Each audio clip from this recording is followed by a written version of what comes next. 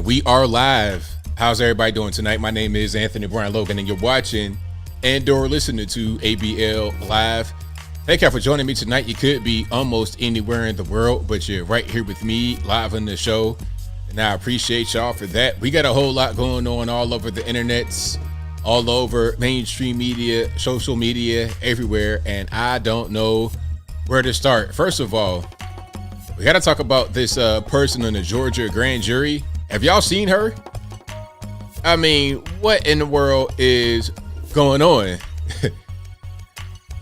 She is a complete mess. We'll talk about that in just a minute. Also, what's going on with Dwyane Wade's son, daughter, whatever you want to call this person? 15 years old, getting a gender change, legally name change. And it was a long fought court battle. Thankfully, the mother was trying to get in the way, the actual biological mother, but the new mom, the stepmom, is supporting it. We'll talk about that in a minute as well. Also, Sam Brinton, remember Sam Brinton, the notorious bag bandit from the federal government? This guy got caught in 4K, yet again, stealing someone else's luggage. Well, not in the act of stealing, but he got caught in a different way. We'll talk about that a little bit later. Also, Joy Behar. I mean, I understand that The View are pretty disgusting people, but good grief. To make this kind of comment just seems like it's way over the top. We got quite a few more things to discuss tonight right here on this episode of ABL Live.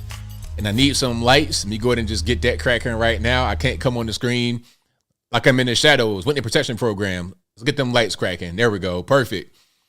If you like what you're hearing so far, please give the video a thumbs up. Like the video, share the video, do all that good stuff. Thank you for watching live on YouTube. If you're watching me on the replay on YouTube, thank you as well. You can also listen to this, because it's a podcast you're listening to right now.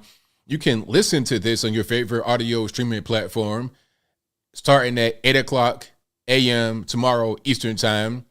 You can find me on Google Play, Spotify, Stitcher, Anchor, Apple, iTunes, etc. Link for that will be in the description. If you're on the audio streaming platforms right now, please give me a 5-star rating, a review, whatever you can on that platform. I most certainly appreciate you if you did. Now, shout out to my sponsors, of course. You know how I do. Shout out to patriotpost.us. I'll be writing an article for Patriot Post coming up here like this week. So very soon you'll see my article. Well, pardon me, it'll be a column. You'll see my column coming up very soon on patriotpost.us. And I'm not sure what I write about. It's going to be a lot longer. You know, on my website, I'll get to my website in a minute, but on my website, I do more just like summary and context pieces, not really think pieces or columns like that on my website. My website is strictly for just information. It's not really a column at all, but I'll get a lot deeper on the Patriot Post column. If you guys have any ideas for what you want me to write about in a more lengthy 600 word or so column, y'all let me know through the email. Please, please, please do not spam me, but let me know what you want to hear. Also, shout out to them, patriotpost.us, your best source of news and information anywhere on the internet. Also, shout out to my website, anthonyblogan.com. That is ANTHONY, the letter B, LOGAN.com. You go to the front page of the website. Every video that I produce has a corresponding article. You could click the article to find out more information. So let's say, for example, I do a video about a particular thing, and I can't really play the entire video because of copyright, or it might be too much for YouTube, might be some violence in it or something like that. If you go to the website, it'll be on there. Again, anthonyblogan.com. You can also go to the website to fact check me. I'll have all my links in the description section of the article so you can fact check me. And I post links from the left, right, center, everybody, so you're able to get a clear understanding of what's going on the website, anthonyblogan.com. Also, you can go to anthonyblogan.com/contact to find my email address, my snail mail address, all that good stuff right there. You can also find my social media accounts. Aside from YouTube, you can find my Facebook, Twitter, Instagram, all right there on the contact page, anthonyblogan.com. And of course, I got to give you guys the disclaimer, the PSA, the warning to people. Whenever I post a new video, there will be you guys that comment, and there will also be bots that comment. Some of these bots may look like me, and I'll give you a tip to identify the bots. The bot will always comment on your comment. They will never comment within a regular thread like you. So let's say, for example, you like something you heard in the video, you go to the comments and you just type it right there without responding to someone. The bot will never do that. The bot will always respond to one of you guys' comments. And the picture might be my picture. The face may look like my face. The name may look like my name, but it's not me. If anyone in the comments tells you to call them or text them on the number talking about Bitcoin or any kind of Forex, it's not me. Please don't get scammed. I know. I say it every time, but not every person hears me every time. You might be a brand new listener. You might have been a long-time viewer of the regular channel. This could be your very first time tonight watching the live stream where I talk about this. And I think what I should do is just create a short video that I link to in every video, just so nobody gets scammed, because I don't want to get any more emails from you guys talking about, hey, man, is this you? I've been talking to him for a while. It's not me. I will never give you my phone number except for right there. You see that? The 434-658-1220. You're only ever going to have that number, and that's it. And it's only going to work at a certain time of the live stream.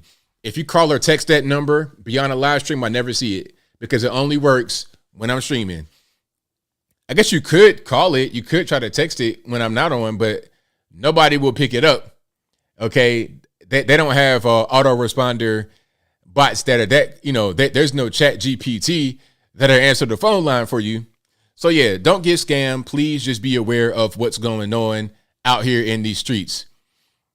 Yeah. And somebody said don't forget about WhatsApp. Yeah. I don't no WhatsApp. If they try to get you to go to WhatsApp or some random text message, it's just not me. So please don't do that. Anything that's linked to me will be on my channel, in the description box, and on my website, on the contact page. The only thing you have to reach me is my email address, which is contact@anthonyblogan.com. And I did that for a purpose. Obviously, if you have your own website and the email address at your website is more professional, but I don't want there to be any kind of confusion, because let's say my email was contactabl@gmail.com. Well, somebody could just use that same email, but change it just by one character. They could change the O to a 0. So it looks like it's me that you're talking to, but it's not. So they can't spoof the anthonyblogan.com, nor can they spoof my whole website. It's my name. It's easy. My name is my name. Just Google me, you'll find me. But anyway, I digress. We got quite a few things to talk about tonight, and I'm not really sure where to begin. Yeah, so you guys talking about Fetterman. So that's a hot story right now. That just came across my desk. So Fetterman's wife fled the country after Fetterman went to the hospital. Okay, now she didn't go to Australia. She went to Canada, but she did do that. I read about that. She went to Canada. Let's go ahead and put it on the screen right quick so we can just, see what's happening here. There it is. Giselle left her man. Okay, I get it. Hey, do I have the... No, that ain't it. That one, and then... There we go. One more time for the people in the back that didn't hear it. There we go. Giselle left her man. Get it? Fetterman left her man. Anyway, Fetterman's wife fled to Canada after Senator entered hospital for depression. Because you guys know he went to Walter Reed for depression. Now, he went to Walter Reed after he was hospitalized because they were saying he was experiencing stroke-like symptoms. When he was released from that hospital, wherever he was, could have been the same hospital, I'm not really sure. He might have been on the road. When he was released from that hospital, he then checked into Walter Reed for depression. So what's really going on? Is he even back? I was wondering that the first time he went to the hospital, like, hey, is he going to come back or nah? Like, how long has he been there? When they're going to release him? But anyway, I digress. So here's the story. When John Fetterman's health went south, his wife went north. Wow. Who wrote this? Giselle Fetterman revealed on Friday that after her husband admitted himself in the Washington, D.C. area hospital for treatment for severe depression last week, she packed up her kids at home in Pennsylvania and took a road trip, but not to Washington. We drove straight into Canada, she announced on Twitter.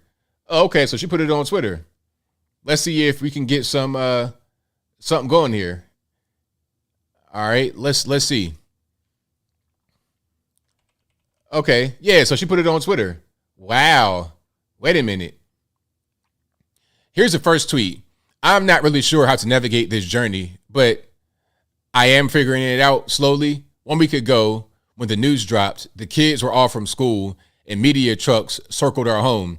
I did the first thing I could think of, packed them in the car and drive. We drove straight into Canada and left Buffalo, New York. Pro tip, always have passports ready just in case you have to run away. So she just started driving just north randomly. We talked about lots of hard things and how we will have to face hard things, about the need to be gentle with all and ourselves. We did some scary things, but we did them together. We zip-lined over Niagara Falls, and August got stuck. We talked about flexibility and the need to always have an open heart and open mind. So did you flee our vacation? Zip-lining? Did you plan that? You just went to Niagara Falls and just decided to zip-line? Like, what is that all about? We talked about how joy and fun can and must still exist, even when someone we love is in pain. And tomorrow, who knows, we'll try all over again. Okay, that's from Fetterman's wife. That's very interesting. So they went to Buffalo, then Niagara Falls. I wonder where they actually live. Because, okay, yeah, I mean, that's interesting. Yeah, they kind of, do they live in Pittsburgh or what's going on? I guess that they live not too far from Pittsburgh normally, like Braddock, Pennsylvania, that's not really that far to go just straight up north. You could just, New York's right there. That's weird. That's weird. That seems like they just went on a vacation, but whatever. So yeah, when he's in the hospital, rather than going out there, it's like, nah, let's go ziplining in Niagara Falls. Let's do that. Yeah, tax paradigm, all that good stuff, right? Yeah. Hold on, let me see. Let's go back here because there's more to this article. Giselle's northward jaunt is a sharp contrast to the image portrayed during Fetterman's Senate campaign. According to Fetterman, his wife helped save his life during a near-fatal stroke on May 13th. Giselle appeared frequently by her husband's side during media interviews and at campaign events. She often stepped in to block reporters from asking Fetterman about his health. Okay. She was also Fetterman's attack dog in the rare moments when journalists pressed the candidate about his recovery. Giselle called for consequences for an NBC News reporter who grilled Fetterman during a national interview about his health struggles. Giselle accused the reporter, Dasha Burns, of doing a disservice to the disability community and to the journalism profession. Very interesting. So you go from being the attack dog and the defender and all this, that, and the third, you go from being that and just running away. That's interesting. I'm not sure how that works, but whatever. So yeah, shout out to Fetterman's wife. Shout out to Fetterman. That happened. That came across my news desk today. And I got quite a few things I can show you guys. Is she a gatekeeper? Is what maybe so. If not, I can't tell. She appears to be something like a gatekeeper a little bit. Just a smidgen of a gatekeeper. At least it says his wife owns a life flight helicopter. Hilarious.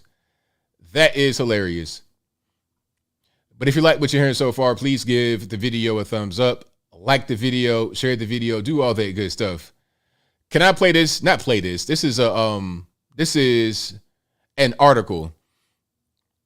You guys may have seen this floating around Twitter. I may do a video about this, actually. Do you guys know who Angela Davis is? Angela Davis is a former Black Panther member. And, you know, she was very well known. still is kind of out there being an activist. And she discovered that her ancestors came from the Mayflower, the Mayflower, like the original, the Mayflower. So here's a question with all this race stuff going on. If you're black or biracial or whatever, do you ignore the white side? Like, let's say, I'm not sure about her. Obviously, she's not 100% black, clearly. But let's just say somebody's biracial, right? Like Barack Obama, a prime example. African dad and white mom, white American mom. He's biracial. Is he only black? Does he identify with the white? If we're going to talk about all this race stuff, do you just ignore one side of yourself and embrace the other side? People could say, oh, well, society sees him one way, but how do you see yourself? They told her that she was descended from the Mayflower. She was in disbelief. So that's her right now today. Now, I'm not really sure why she's so surprised. You just take a look in the mirror. You know that there's some roots that aren't from Africa. Okay, you can just know that already. And that's her right there. Back in the day, back in the civil rights era, I suppose. I mean, why is that a surprise? You know, I told a story before, but I was in West Virginia at my grandma's house. We going through pictures, and we see a picture of my 2 times great grandfather on my mom's side. I'm like, hey, who's that white man right there? My uncle died laughing. Now, mind you, my uncle looked just like me. Like my mom's side, we look the same. Copy and paste. Same skin tone, facial expression, features, teeth, everything. Copy and paste. We all look the same. But our 2 times great grandfather was a whole white man. I'm talking about looking like Lou Holtz. Lou Holtz. And I was like, it's like, Grandma, why you got Lou Holtz in the photo album? Like, who is that? Your 2 times great grandfather? Do we ignore that about ourselves? Do we just ignore what we want to ignore and embrace what we want to embrace? Or do we just embrace everything? I don't know. It's just kind of one of those things. In America, we kind of just are like that. It's not quite that way in other parts of the world, but here it's like that. It's a unique thing. And I think a lot of us try to cling to something that may not necessarily be real. And we've seen that quite a bit with some of the race hoaxers. Elizabeth Warren talking about, yeah, I'm Native. It's like, really, ma'am, you white as snow. But then some people don't want to admit to the obvious people in their family that come from different heritages or different races. You know? AKM says, I'm 1024th black, better recognized. There you go. There you go, all day long. So yeah, shout out to Angela Davis. Let me see if I can find the actual clip of her. Yeah, I have the clip because I think it was on one of those genealogy shows.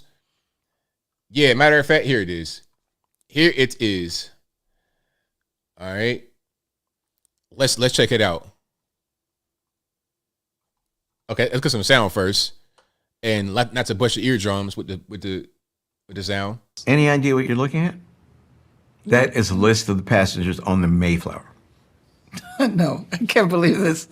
No, my ancestors did not come here on the Mayflower. Your ancestors came on the Mayflower. No. You are descended No. from one of the 101 people who sailed on the Mayflower. Oof.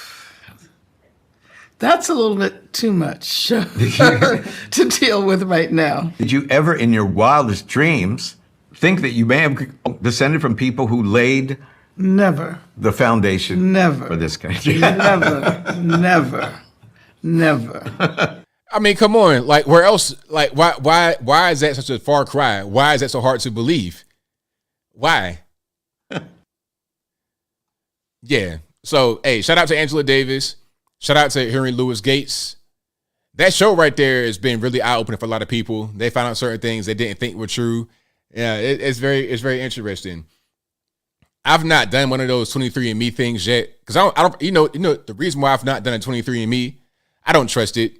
I don't like my DNA sequence being sold or kept in a storage facility somewhere for the federales to for the federales to access whenever they want it. They got enough of my data. They got my fingerprint, my eye, my eyelids, my eyelash. They know my whole face. They know a little bit too much. And then they're gonna have smart toilets. That's gonna be a whole different issue right there. So I don't want them to have that much data on me. Okay. So I've not done a 23andMe quite yet. Now maybe I might just give it up and say, you know what, forget it, but not right now. I'm cool. Somebody said, don't do it. Okay, I'm right there with you. I ain't gonna do it. I'm not gonna do it. All right, I'm not gonna be able to give up my DNA and all that good stuff to the people. Yeah, ABL clones. I walk down the street, all of a sudden it'd be this big dude. I'm like, yo, what? How you? You never. I don't take anything for granted. I think anything is possible nowadays. Any and everything is possible nowadays. Jones says, heard a DNA study says we all came from the same two people in the beginning. Adam and Eve, it makes sense to me. Yeah. Hey, I wouldn't doubt it. Yeah, not at all. But if you like what you're hearing so far, please give the video a thumbs up, like the video, share the video, do all that good stuff. We got quite a few topics on deck for tonight. I'm gonna find some. I got some more clips saved for you guys that I want to show for sure. It's been a whole lot going on. I kind of want to talk about Dwyane Wade right now because that whole thing is a mess. Before I get to Dwyane Wade, some more news I don't have on the list, but more things I wanted to cover. Adidas wants to patch things up with Kanye West. Now, remember, Kanye got into some problems because of the whole anti-Semitic, whatever. And Adidas was like, okay, we're going to cut ties with Kanye West. But see, there's a problem here with that. You see, Adidas relied on Kanye. Their cash cow is Kanye. What other shoes does Adidas make that get consumed at a large rate at such a high dollar amount? Is anybody really buying shell toes anymore?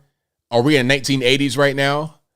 The Adidas flip-flops, like what are they really buying? They're buying the Yeezys. They're buying the Adidas. They're buying the Kanye inspired, the Kanye designed Adidas stuff. Okay. So Kanye West, check it out. Read this headline. I'll read it for you guys, but let's just read it together. Kanye West and Adidas reach agreement to sell $500 million worth of remaining Yeezy sneakers.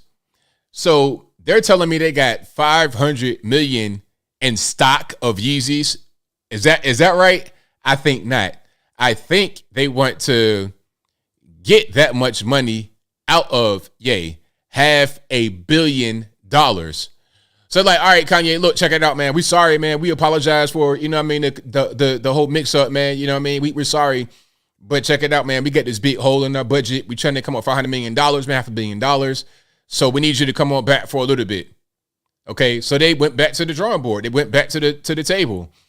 So all this about, we didn't cut ties. I can't tell. How you going to cut ties with the man and go right back to the table and negotiate with the man?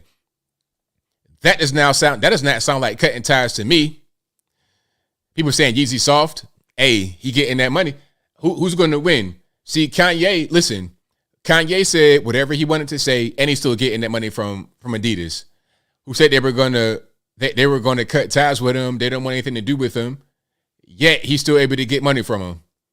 So, I mean, it's a win for me. If I'm Kanye, rather than just getting cut with no money, I'm gonna get a few million out the deal. Yeah, I'm gonna get a few million. So you see what this article says. Adidas terminated its partnership with Kanye West in October 2022. Now, according to reports, the shoe giant and Ye have come to an agreement to sell our remaining $500 million worth of Yeezy sneakers in 2023. The remodeled contract reportedly focused on the sale of existing inventory of the rapper's popular shoe line and will not include his clothing line or new designs. Okay, we'll see. That's what they say right now, but they said that they were going to cut ties with him at first, and here he is right back at Adidas. So they can say whatever they want to say. This ain't nothing but a PR thing. They'll start with this, and then once these shoes fall off the shelves, then they're gonna go to the next thing, which would be new designs, new clothing, new partnership. That's what's going on. Okay, that's definitely what's happening. All right. So we're gonna see. Hold on. Wait. Here's a good part. Here's a good part. This right here is very good. The news came on the heels of Adidas announcing they expect to take a $1.3 billion hit as a result of dropping the controversial entertainer earlier this month. $1.3 billion from one man leaving the company. From cutting ties with one man, you lose $1.3 billion with a B. The adjusted amount was made way more than first projected. Oh, you think? With Adidas initially saying the split will cost them more than $250 million in profit and $500 million in lost revenue, according to the company. Quote, the numbers speak for themselves. We are currently not performing the way we should, says Adidas CEO Bjorn Golden about the blow to Adidas profit margins. 2023 will be a year of transition to set the base to again be a growing and profitable company. Wow. So they're taking so many L's, they're not even profitable. Adidas, because of one guy. Yeah, you got to go right back to him. We're sorry for cutting you, Kanye. We're sorry for canceling you, Kanye. Can you please come back and make us profitable again? Make Adidas profitable again. Mappa, put that on a t-shirt.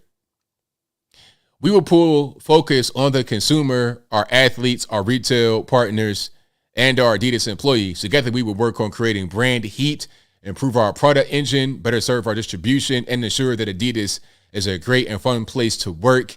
Adidas has all the ingredients to be successful, a great brand, blah, blah, blah, blah, blah. Okay. So basically, they're like, look, man, we're not doing very well. We're not successful. We're not profitable. Kanye West, please come save us. Kanye West, please come to the rescue. That is hilarious. That's hilarious. Shout out to Kanye. Hey, I don't like all of what he says. I like some of it I don't. But you can't deny that. I mean, that's crazy.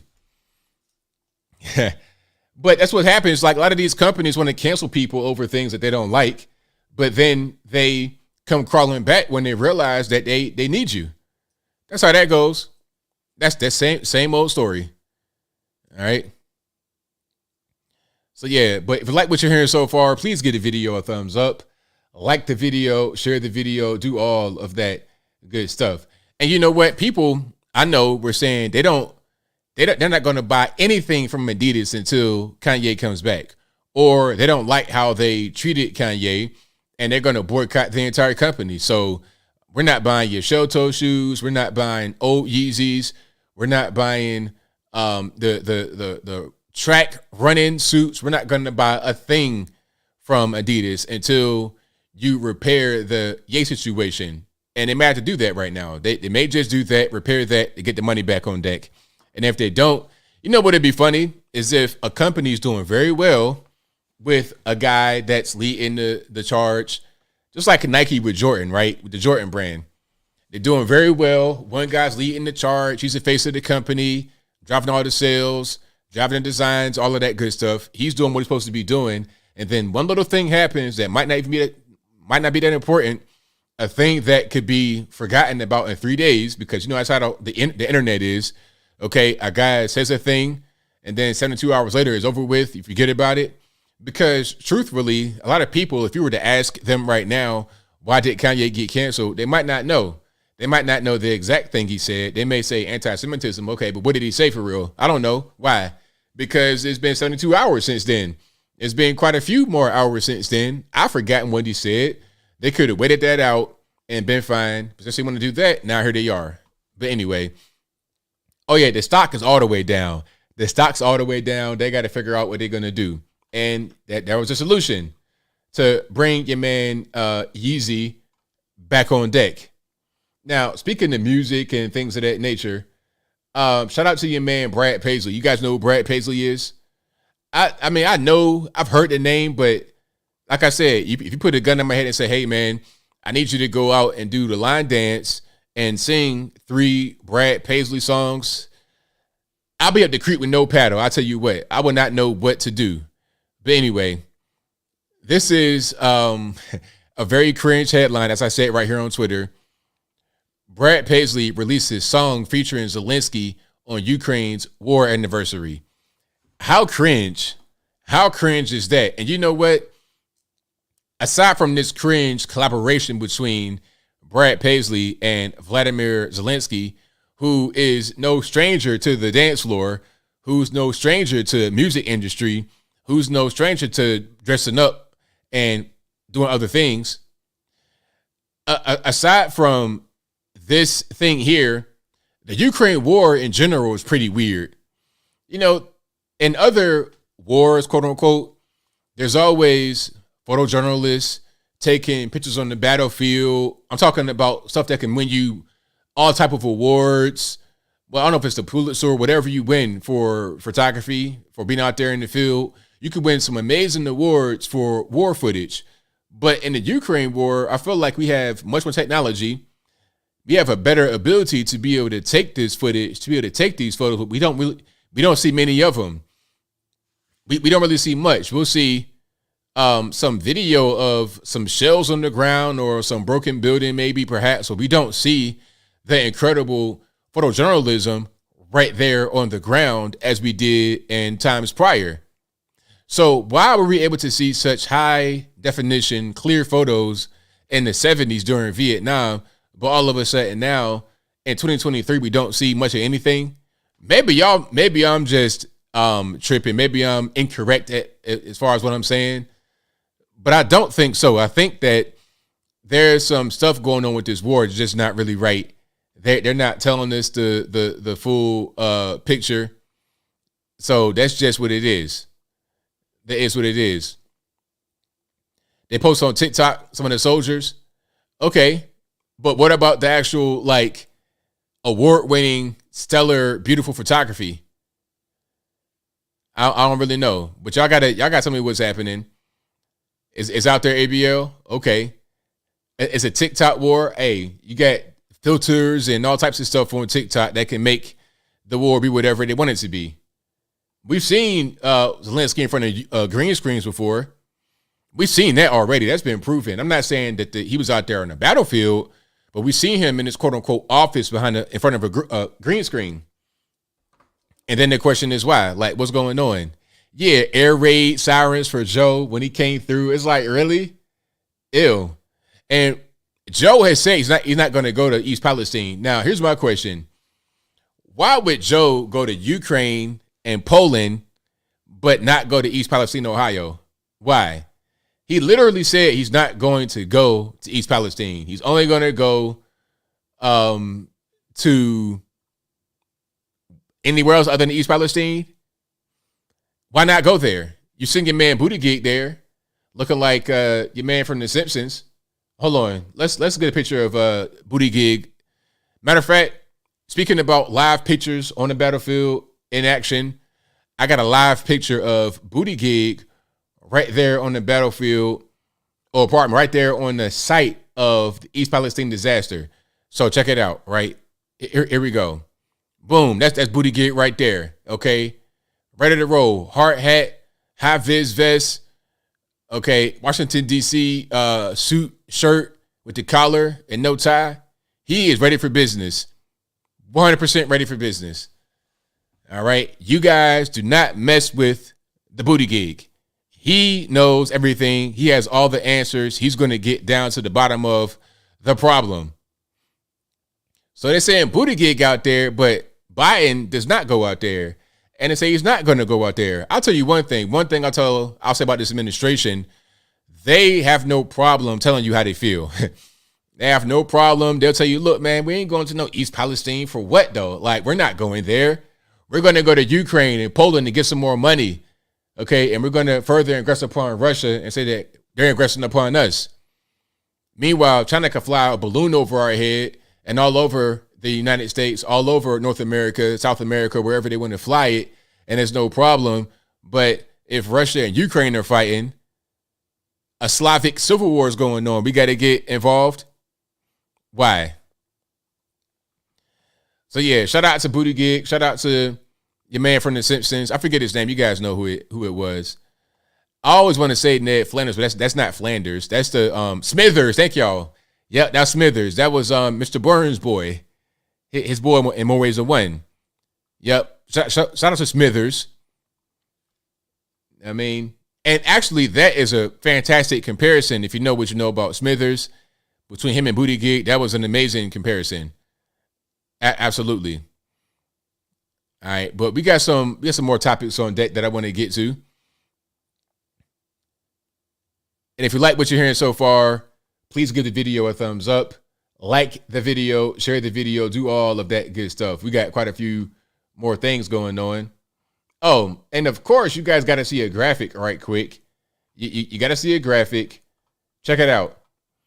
So just to visualize how much money we're spending over in Ukraine compared to Europe, because wouldn't you think Europe would help their European ally more than America?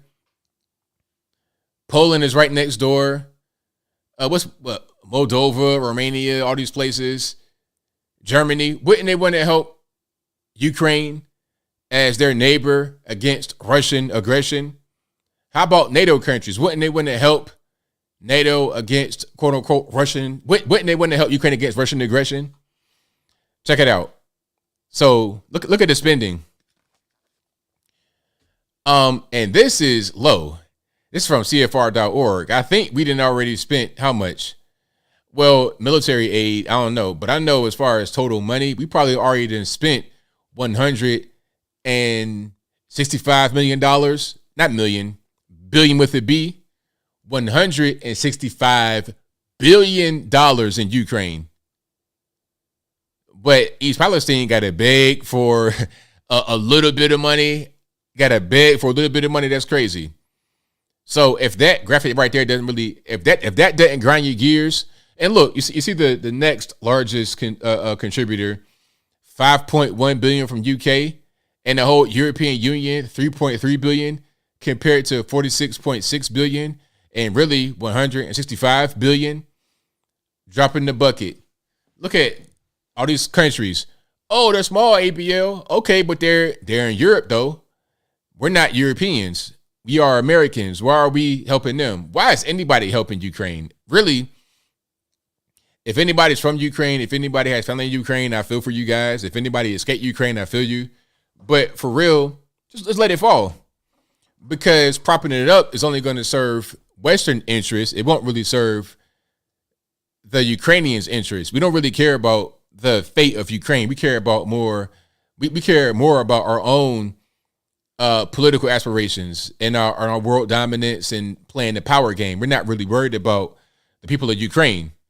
But a lot of people are just like, you know what? This has become way too much. It's become way too much. Yeah, I know the graphic is wrong. The graphic is we spent much more than that. But still, the comparison and the big jump from US to UK and the rest of Europe is a really big thing, and that still is remaining. So that's that. But there's more I wanted to show right quick before you keep on rocking and rolling here. Yeah, there's a whole lot going on in this society. I think I might get right back to some of the other videos I have. I'm gonna go ahead and get into the topics. Oh, here's what I wanted to do. I knew I was missing something. I knew I missing something.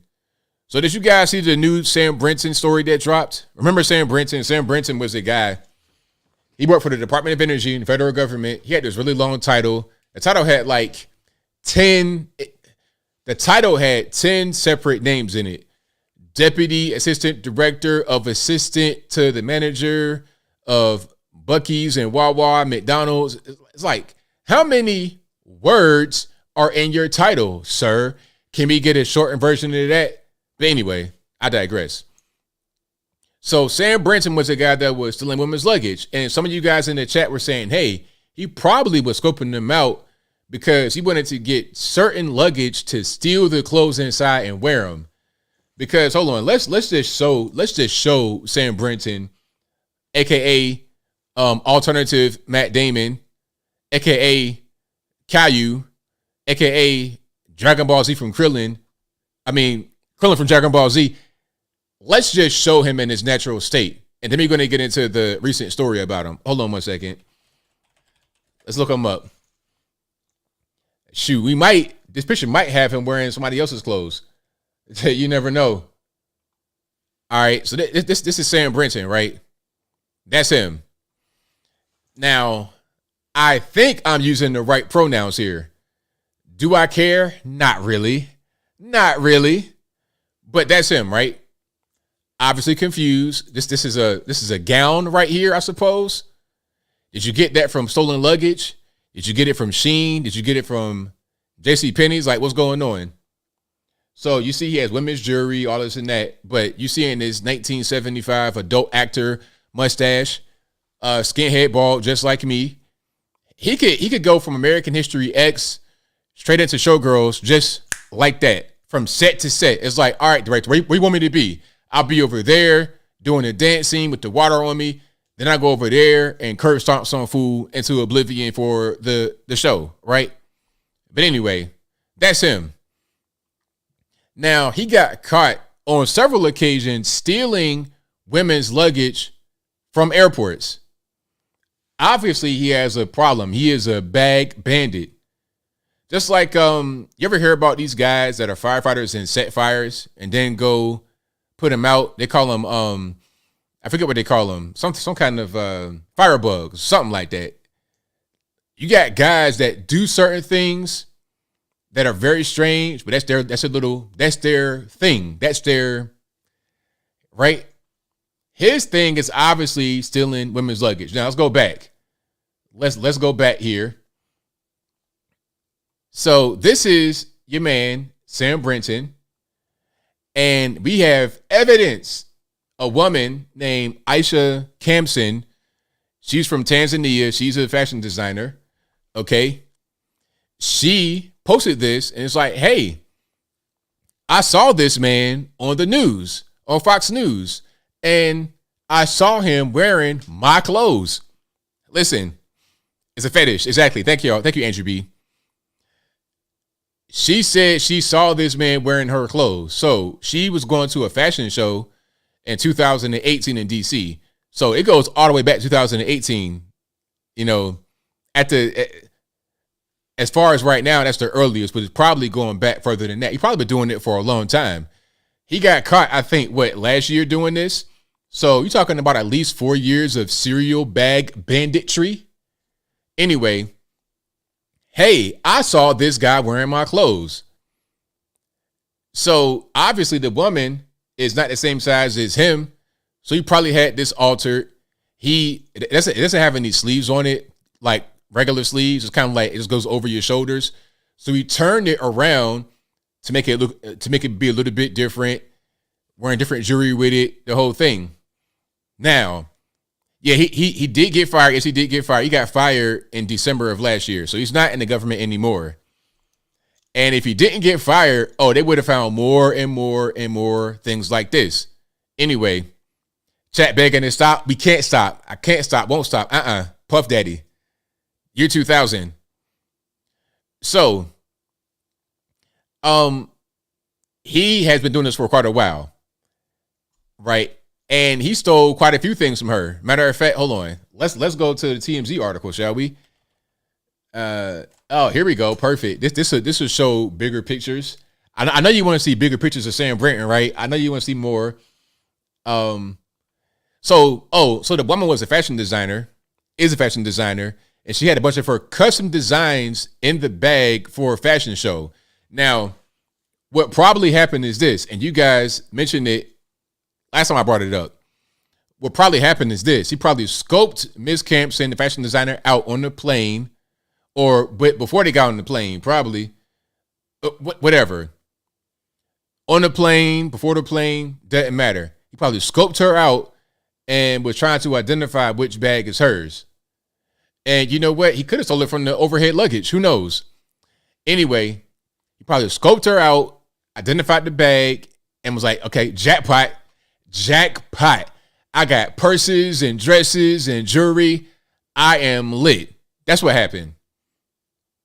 There's no need to actually do that. Like, somebody might try to say, oh, he's poor. Poor? Come on. This guy was working for the federal government. I'm not trying to hear it. If you're on an airplane and you're a frequent flyer, you're not poor. I'm not trying to hear any excuse for this dude. So you see the headline, allegedly swiped another suitcase. Fashion designer claims they wore her dress. They. Ain't no they. I'm seeing one person. Hold up. Before I get to that, but before I get there, because I guess Sam Brinton is non-binary. I'm looking at one person right there. But I got a meme for you right quick. And if I go too far on this meme, I'm sorry. I apologize in advance. It's not my fault. Blame the white man. But give me 1 second as I pull it up. And if you like what you're hearing so far, please give the video a thumbs up, like the video, share the video, do all that good stuff. Hold on, check it out. I'm seeing one person right there with Sam Brinton, right? But check it.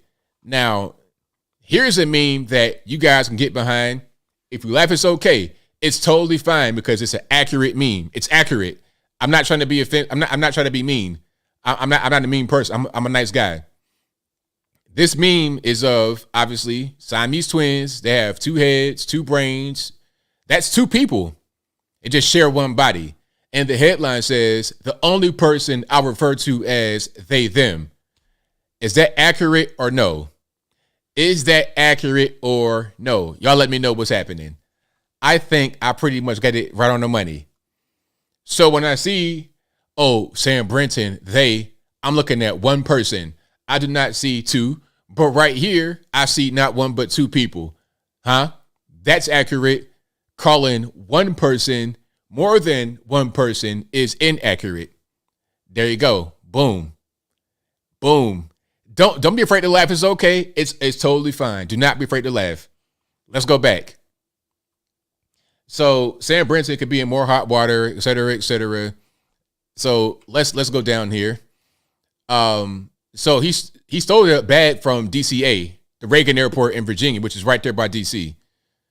All right. And that's her wearing the dress. That's a clear picture of her wearing the dress, the same dress that your man Sam Brinton had on. Okay.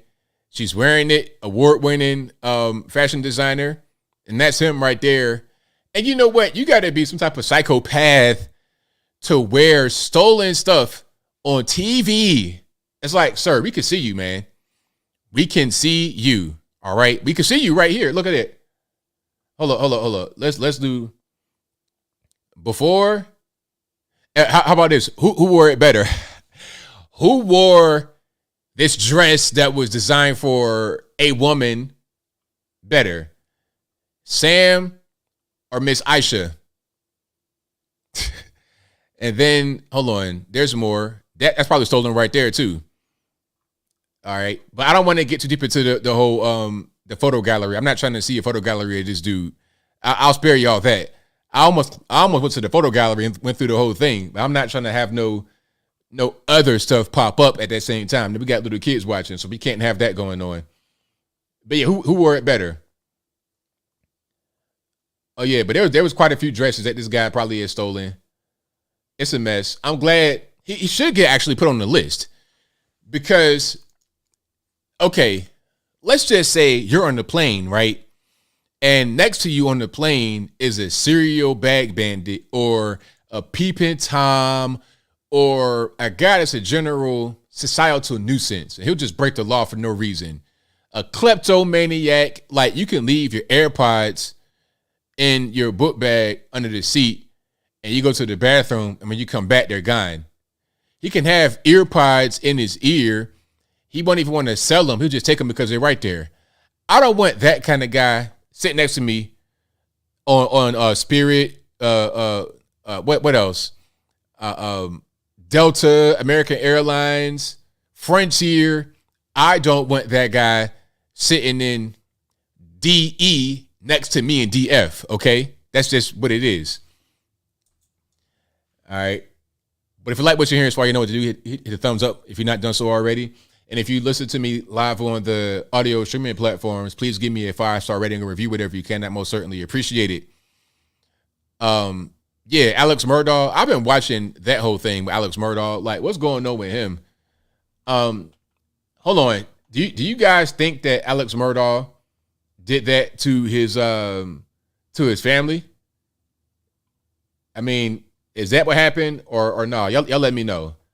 I've not been really following the whole thing. I just been kind of listening to it here and there.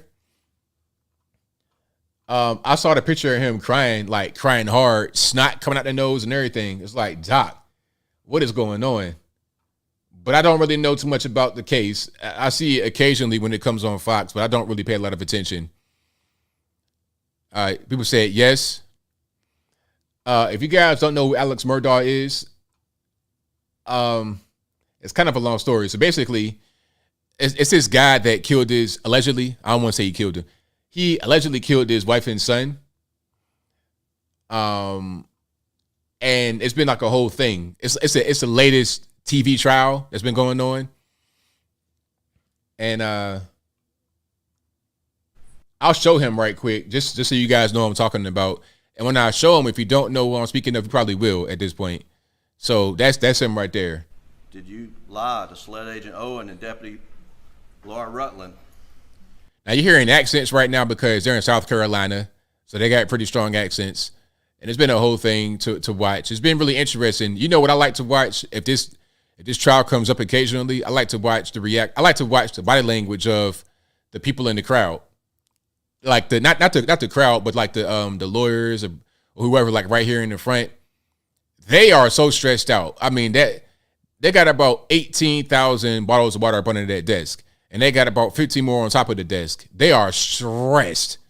So I see why they get paid the big money, because they go through it. They go through it. They go to the ends of the earth for their clients. It's a mess. But anyway, yeah, there are accents. I'm not quite sure. Maybe you didn't quite hear it. The South Carolina accent.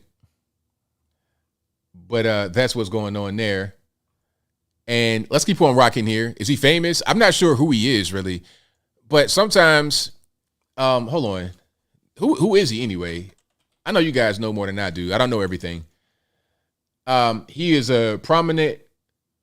The Murdaugh family is a prominent American legal family in a low country region of South Carolina. So I guess he's a lawyer. Or they're popular in that particular area as lawyers. I don't know. But sometimes these things go viral. They become very popular. I don't know how the media picks what trial they're going to cover and what not going to cover. Like, remember the whole thing about Gabby Petito? That was a big thing for a minute. Why cover her out of anybody in the country? And then the whole thing with the Idaho students, that was something that was really big. It's just kind of random how that whole thing goes. Is he a personal injury lawyer? Okay, rich lawyer. There we go. So is he an ambulance chaser, or is he was he a good lawyer? I don't know. Maybe you could be a good lawyer and also be an ambulance chaser as well. Injured, called Daryl and Daryl. Oh, okay, all right, yeah, something like that. That makes a lot of sense. But yeah, I've been watching that a little bit, but I've not really been paying too much attention to it.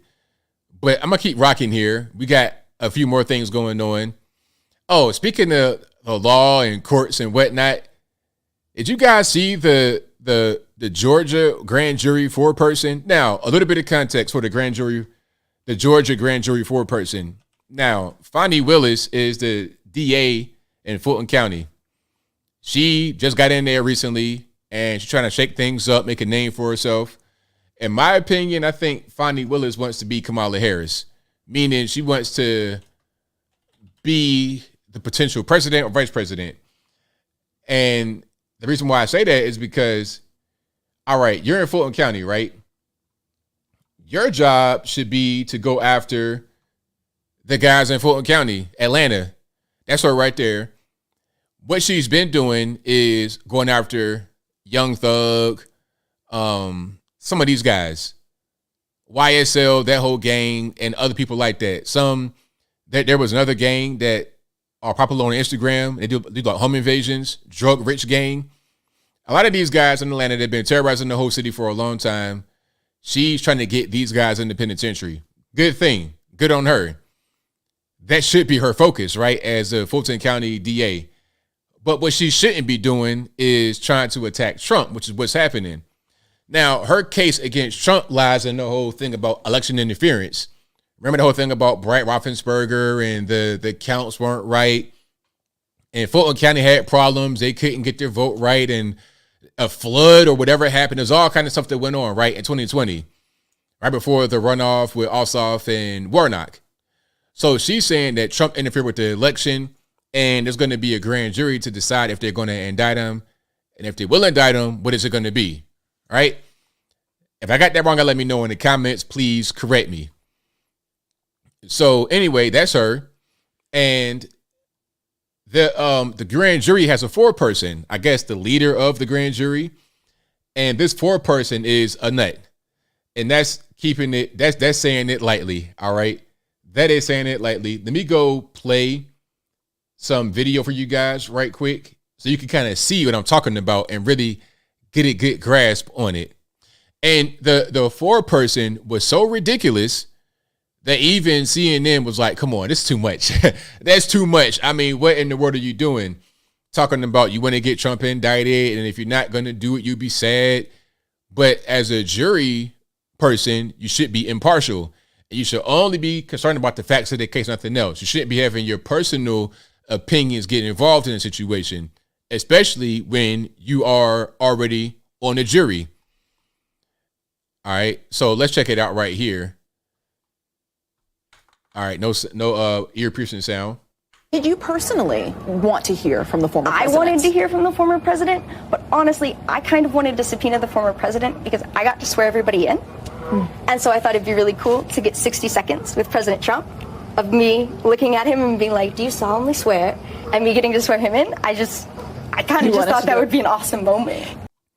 So yeah, I mean, that's her. Now, some are going to say, well, ABL, you're being too harsh on the girl, man. She might be a little slow or whatever. It's like, look, she went on a media tour. It wasn't just MS-13 DNC. She went all over there. New York Times, she did a bunch of different stops. It was not just this one interview. I got more. Hold on. It's right here. She's on CNN. When it comes to, there are indictments recommended, of course. Is it more than 12 people? Is it more than 20 people? I think if you look at the page numbers of the report, there's about 6 pages in the middle that got cut out. Allow for spacing. It's not a short list. Not a short list. More, I mean, when it comes to 75 witnesses, like, is it? Now, is it just me, or do you get like little kid vibes? Like, this is a grown adult. You got to be an adult to be on a grand jury. You can't be a minor on a jury, as far as I know. But she sounds like she's about 12 years old. If she was 12 years old, it makes, like, okay, it's a little kid. I get it. This is a grown woman and a jury foreperson, and she went on a media tour talking about this kind of stuff. Now, the mainstream media, shame on y'all for putting her out there. Shame on y'all. Y'all know what y'all dealing with. You know, you got this girl, got a few screws loose, the elevator not going to the top floor. She's a few flowers short of a Happy Meal, a few trees short of a forest, a few knives short of an entire set, okay? A few gears short of an entire engine. She's not all the way there. They had her on the media tour. This is crazy. It's not, I assume, of course, it's not 75 people. Look at their faces. Are you even okay? How would you even, is there a process to be interviewed, to be a jury person? Like, don't they just get a lot of people and then they kind of eliminate you? Like, okay, you're working, or you got obligations, you got kids, family. Did they not kind of work through and see who they're going to pick? And there was no red flags right here? Would you characterize it as 20-ish people? I can't say I counted. Okay. More than a dozen, though, I think I heard you say in another interview? I believe so. That's probably a good assumption. The name that everyone wants to know about is former President Trump. Of course. Did you recommend charges against Donald Trump? I really don't want to share something that the judge made a conscious decision not to share. I will tell you that it was a process where we heard his name a lot. We definitely heard a lot about former President Trump, and we definitely discussed him a lot in the room. And I will say that when this list comes out, there are no major plot twists waiting for you. I mean, all these clues and facial expressions, and you're tainting the whole case right here. Even CNN were like, okay, you're tainting their integrity. Like, you're not doing what you should be doing as a jury foreperson, or even on the jury at all. You're doing the exact opposite of what you should be doing. Matter of fact, I think there was a there was a reaction on CNN and whatnot. Let's go ahead and play some of that right quick, if I can. Welcome to Hannity Prop. We have a raucous. Let me just, there we go. Let's get to the end of this one. So she went on AP, New York Times, MS13, DNC, CNN. She went on the whole media tour, talking crazy like that. And watch what they said on the left mainstream media. Take a look. Good Lord. The mere fact that you have the right to do something, and she has a right to speak as a citizen, and even the grand jury rules in Georgia, as long as she's not speaking about deliberations, she's allowed to. The mere fact that you have the right doesn't mean that you ought to do it. She's undermined the integrity and independence of the grand jury. This is just, at least in my experience covering courts, not helpful to a district attorney when they are trying to put their case together. This is a horrible idea, and I guarantee you that prosecutors are wincing watching her go on this. I was wincing just watching her eagerness to hint at stuff. But I think that she could destroy this case. I will say I was thoroughly enjoying the interviews, like everyone else. I was giggling and cracking up and stuff. But then when I put my federal prosecutor hat on, I was like, oh no, she's compromising the integrity of the investigation. Right. Even The View said this is just way too much. Even The View, we know how ridiculous The View are. I mean, they got some of the most brain dead, super woke, oxymoron, right? Brain dead and woke, but anyway. They got some of the most ridiculous takes on television. Even they were like, all right, that's too much. And you would want somebody, if you're a leftist and you hate Trump like Sunny Hostin, Joy, Les, Behar, all these people, you would want somebody that's going to go out there and be an attack dog against Trump. But they even know that this girl is not going to be the person to do it because you have an actual case going on. And by her doing the media tour, she is compromising the integrity of the case. And that's not what you want if you are a Trump hater. Now, it could work well for us, but I don't think they're going to find anything anyway. It's a nothing burger all the way around. But now, speaking of The View, I got to show Joy Behar and what she said about the people in Ohio. Now, Trump derangement syndrome, we called it years ago. Trump derangement syndrome is real. He's been gone for not 1 but 2 years from office, and they still cannot stop blaming him. They still can't stop blaming him. So here's a little bit of context. Before we get to it, here's a little bit of context. So they were saying that Trump stopped regulations from going in that would have stopped or prevented the crash in East Palestine, Ohio, where obviously it wasn't a crash, it was a train derailment. So the train derails, spills all the chemicals, creates a toxic disaster that impacted not only East Palestine, but the surrounding area, maybe even the Ohio River. It's been a whole big mess. But Joy Behar says, hey, you know what? The reason why that happened is because you guys out there in East Palestine voted for Trump. But is that the reason? Let's just say that Trump repealed regulations that would have stopped the accident, which it wouldn't have. Let's just say he did. Okay, well, your guy's been there for 2 years. Why haven't you fixed the things that he broke, if he broke it, which he didn't break it? Why haven't you fixed it? I mean, this reminds me of when they would keep blaming Bush. Remember, you guys, if you're my age, you might understand, or older. They would keep blaming Bush when it was Obama's second term. It's like, yo, he's been here for 6 years. Like, you can't fix anything. Look, you're there for 6 years. You know how long that is? 6 years.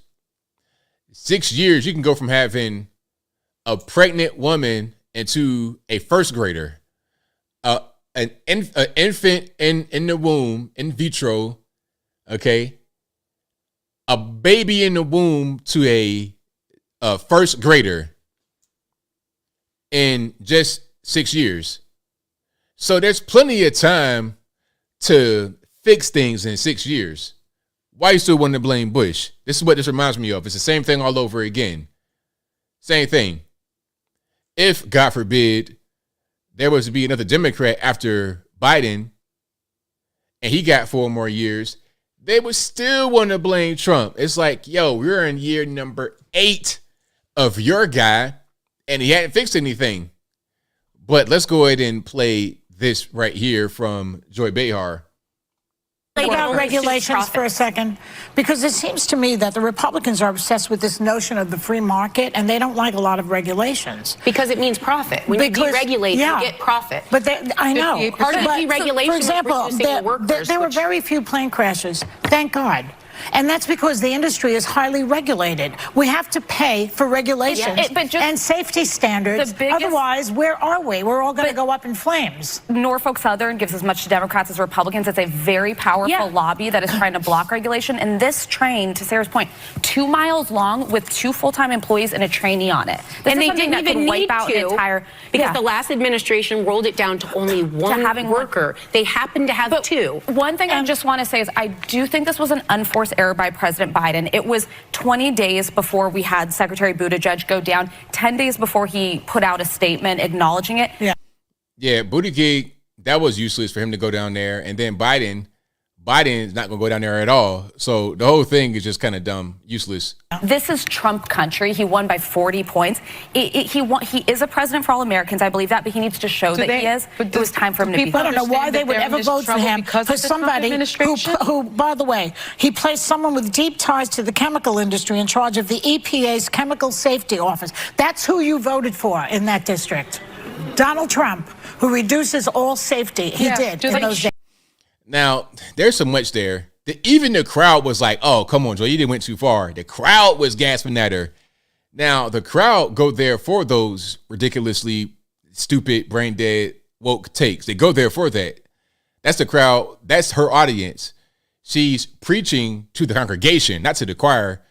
The congregation, the people that's there to hear the message specifically, and they want to hear it. Even they were like, oh, man, come on, that's a little bit too much.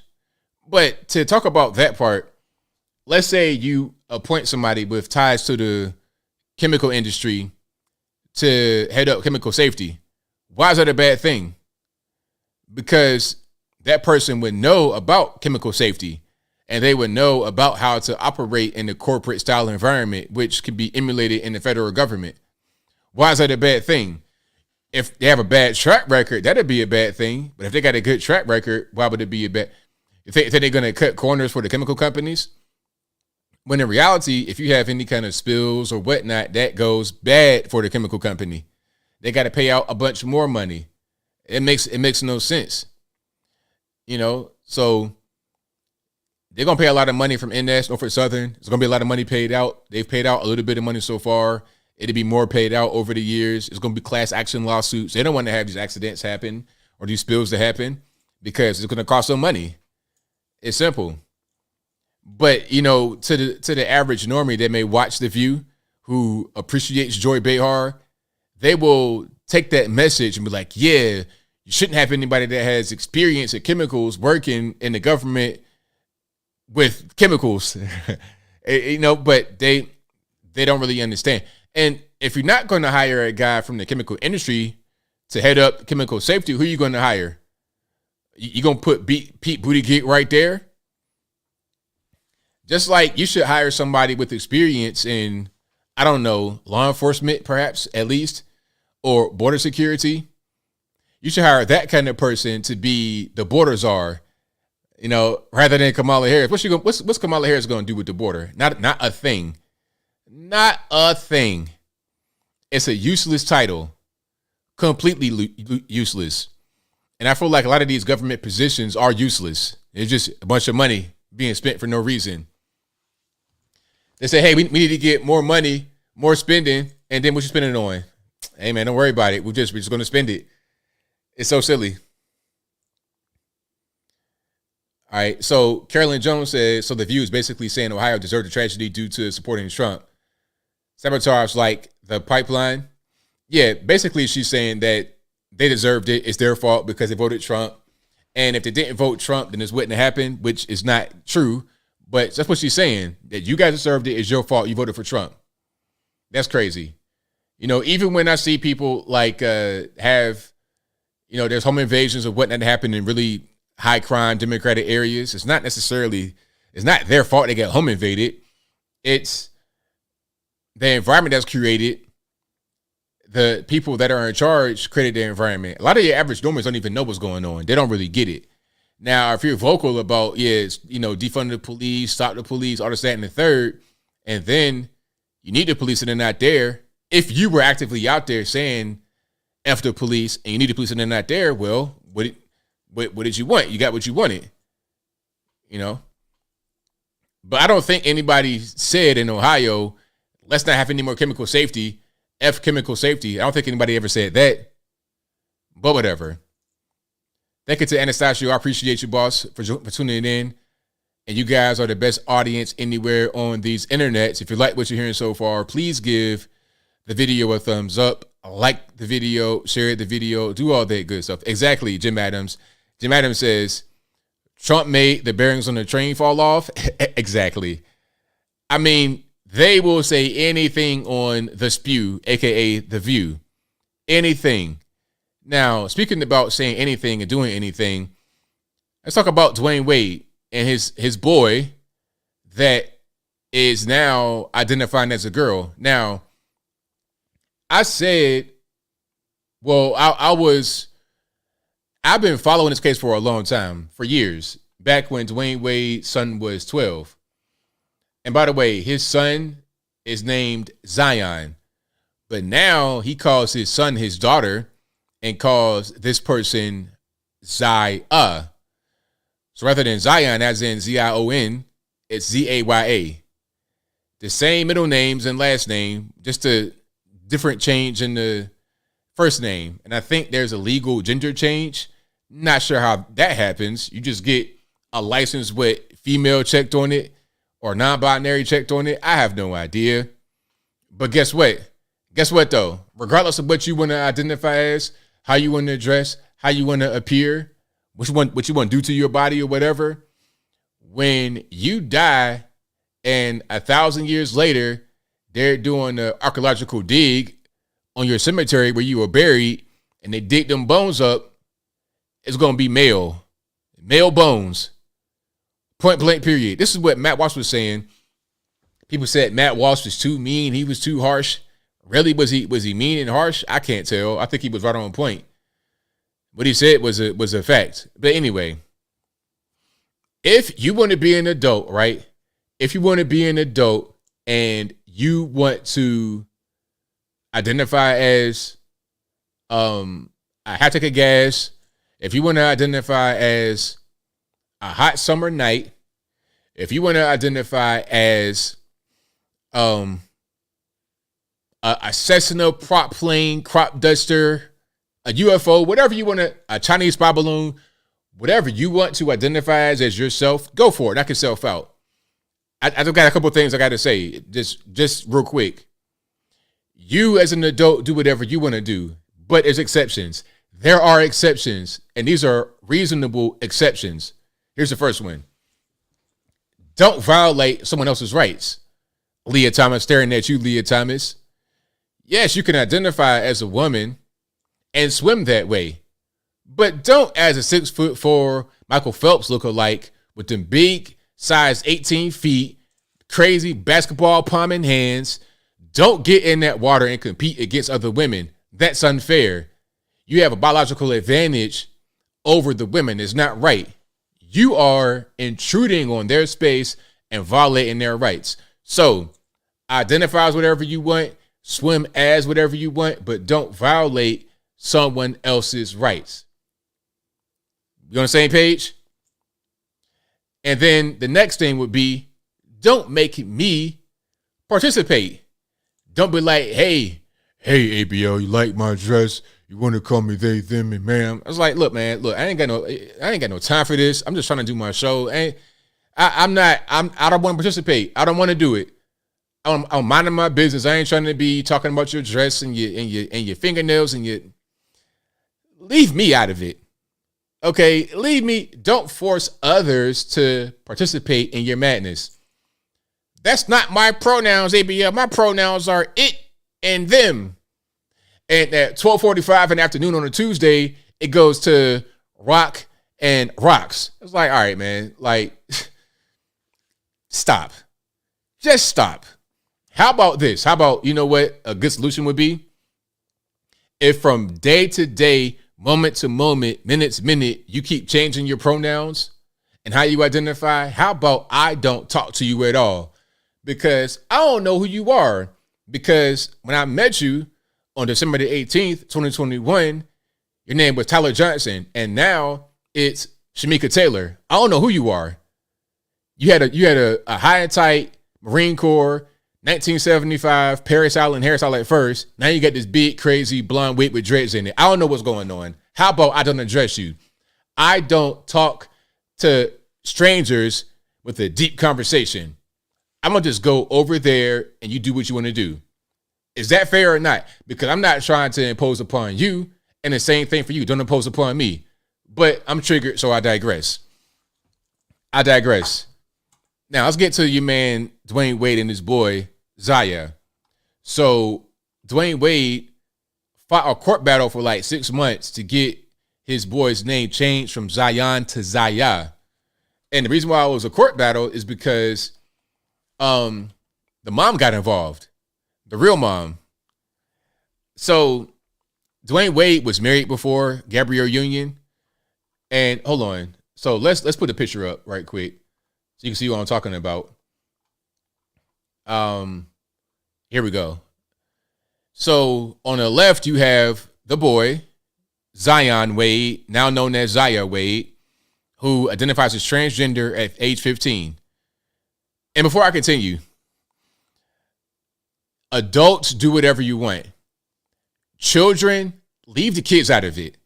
It shouldn't be legal for kids to do this, to call themselves transgender, identify as that, or whatever. It should not be legal. You turn 18, do whatever you want. If you can't get a tattoo under the age of 18, if you can't drink beer under the age of 18, if you can't drive a car under the age of 16 without a permit, like, if you can't do certain very basic things before you turn 18 or 21 sometimes, why should you be able to change your gender? Why should you be able to take drugs, puberty blockers, or hormone blockers under the age of 18? You know, you might be going through a phase. You might just be a tomboy if you're a girl. Why you got to chop off your breasts as a minor because somebody told you that you are trans? Maybe you just a tomboy. Maybe you just like mudding and more boyish things. That does not mean that you are a boy. You might just be having it. And you know what? The phase might not last that long. You might have a tomboy phase, an awkward phase during a time where everybody's kind of awkward as a teenager, right? You having growth spurts and puberty going on. You get awkward. You might be going through an awkward phase, but then as you grow up and get older and work through it, you're not in that phase anymore. You go into the next phase of your life, which is young adulthood. Then you just have regular aging as human beings do. Rather than trying to play God and interfere with that, get out the way. How about that? I'm offended at this, really. I'm offended.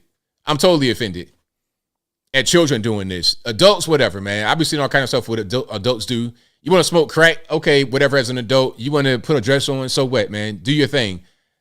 2 rules. Don't violate others' rights and don't make me participate in your madness. But kids, leave the kids alone. So back to the picture. That's the boy, now identifying as a girl. This is Gabrielle Union. Now, Gabrielle Union is a Hollywood actress. She's been in some okay movies. If you were to put a gun in my head and be like, hey, ABL, what was the best Gabrielle Union movie? What is she won an Oscar or a Emmy, whatever it is. Hey man, I don't know. I don't know. I really Drumline with Nick Cannon. I think she was in that. Maybe, I don't know. Anyway, that's Dwyane Wade's second wife. Here's Dwyane Wade right here. Now, Dwyane Wade was married before Gabrielle. They have one child together, and the little girl's like 3 or 4 years old, and she's older than him, by the way, which is something else. That's a whole different story. Anyway, I digress.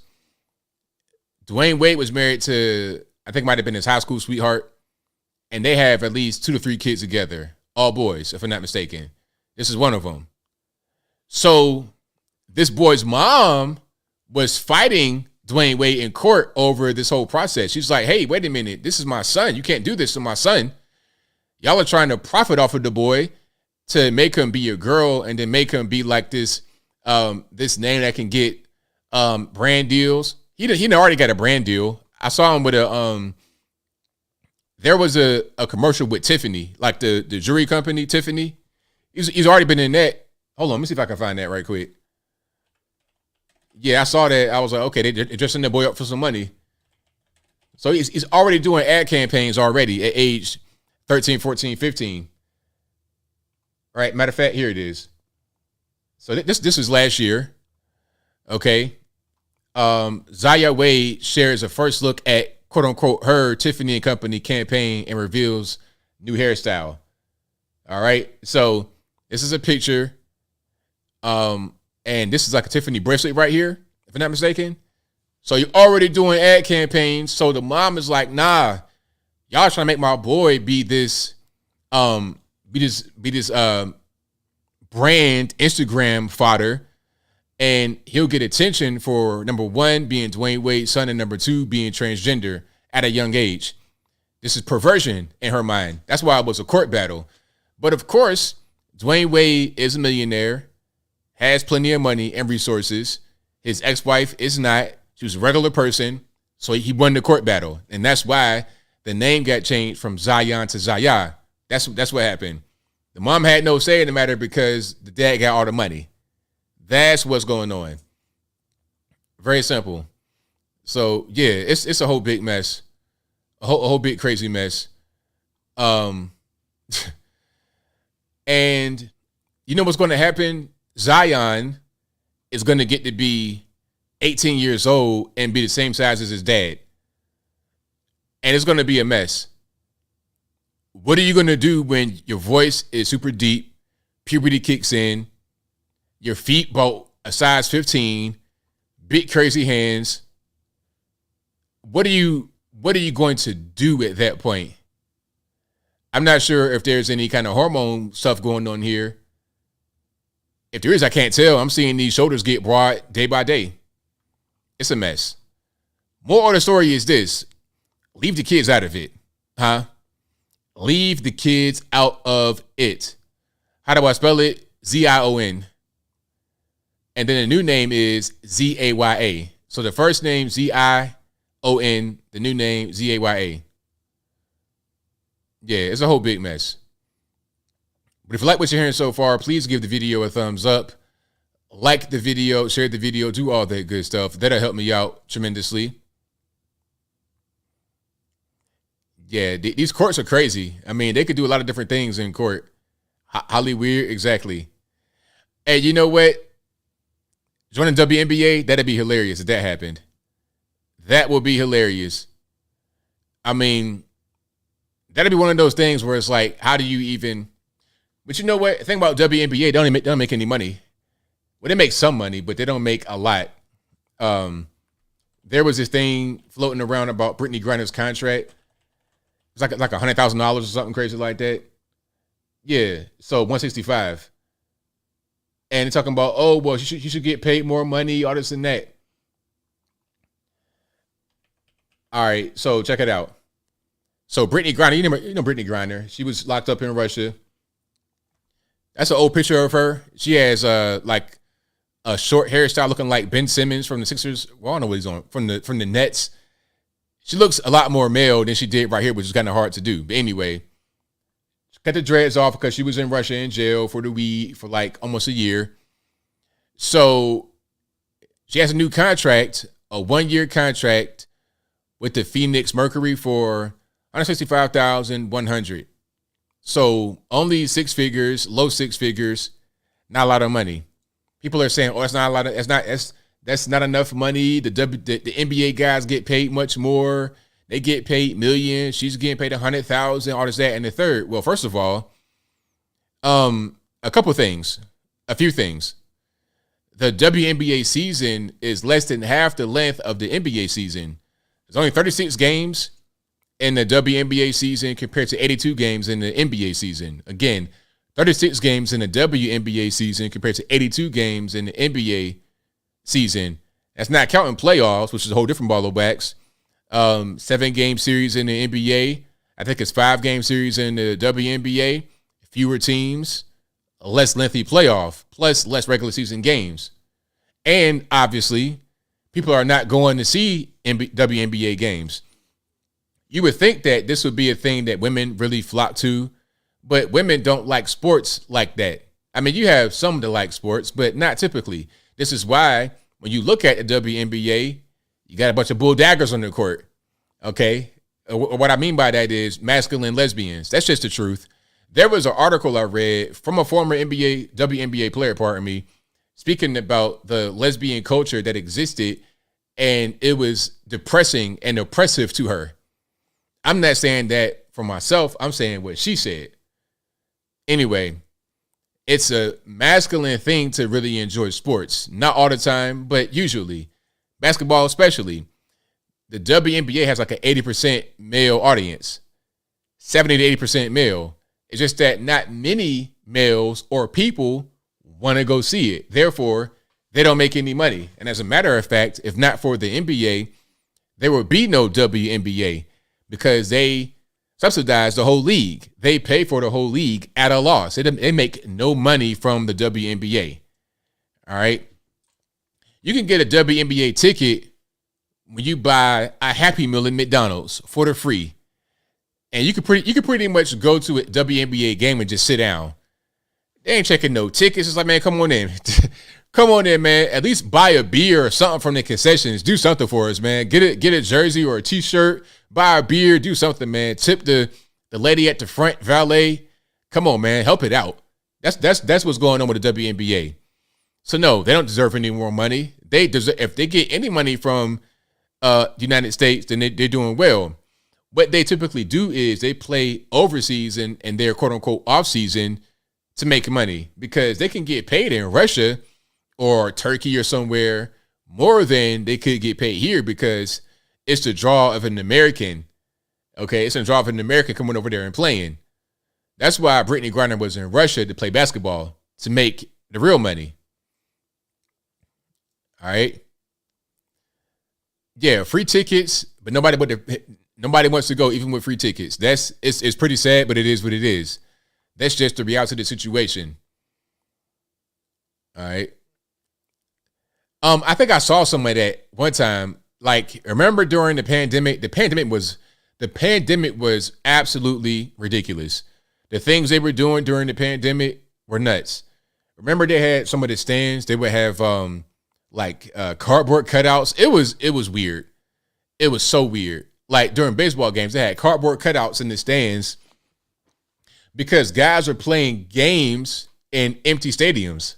It's like, why? It was so dumb. And you know what? Excuse me. They're now saying that all that stuff didn't even work. All of that stuff that we went through during the pandemic didn't even work. They're saying that now. And they're saying it slowly but surely. Remember they were talking about they were talking about, oh, well, you know, the vax cannot stop the spread of transmission. They said that first. Then they were saying your mask is like a face decoration that doesn't really work. Then they start leaking out stuff here and there. There's a study that I saw that says wearing your mask indoors didn't make a difference. Like there was an indoor vaccine mandate. It didn't even work. Imagine getting the shot that could damage you for your whole life because they said that it would stop the prevent it will prevent the spread of the bug. You wouldn't get it. You wouldn't get sick. But not only did you get sick, you got injured by the vaccine. Injured by the vaccine and still got the bug with all the symptoms. And they said that the whole thing didn't work. I mean, you're talking about lawsuits. Oh, but you can't sue them. Well, okay, cool. That's how that works. Interesting. And then they're talking about Kyrie Irving, the basketball player from the Brooklyn Nets. Oh, he should just go out there and get vaccinated, play with the team. And then they're coming back and saying that it didn't even work. It didn't make a difference. So why should he do it? Why should you be subject to doing a thing that doesn't even work, that'll only jeopardize you? Well, it did work to do something. It did not work to stop the spread of the vaccine, but it worked to jeopardize your health and make you sick. It worked doing that. Yeah, it worked. If that was the goal, it was a charm. It worked like a charm. It sure did. Oh, people still wearing the mask. I saw a guy in the restaurant wearing a mask the other day. I'm like, I didn't say anything because at this point, it's like, all right, man, you still gonna wear that? I don't really engage normies like that unless they engage me first. If you are normie on the street and you engage me, like you come up to me and challenge me about a thing, you get all the smoke. But a regular mouth breather, I'm gonna leave them alone because I know they don't really know anything. I'm not trying to have nobody start crying because I talk to them in a certain kind of way, and then I don't want that to happen. I'm a easygoing guy, but if you challenge me, you can get all the smoke because at that point you're telling me that you want the conversation, that you want to debate. Great, let's do it. But if not, I'll leave you be. Have on this big crazy N95 mask covering your whole face, your nose, your eyes, your lips, everything. You got that going on. I'm like, all right, man, you go ahead and do you. But I'll tell you what, though, the thing is, the thing about those masks, when you have them on and you're trying to talk to me, I can't hear a word. Hold on, I'm gonna tell you how it sounds. And for you guys that are right around my age or older, you know what I'm talking about. I'm gonna tell you how you sound with the mask on while you're trying to talk to me. Hold on, it might be it right here.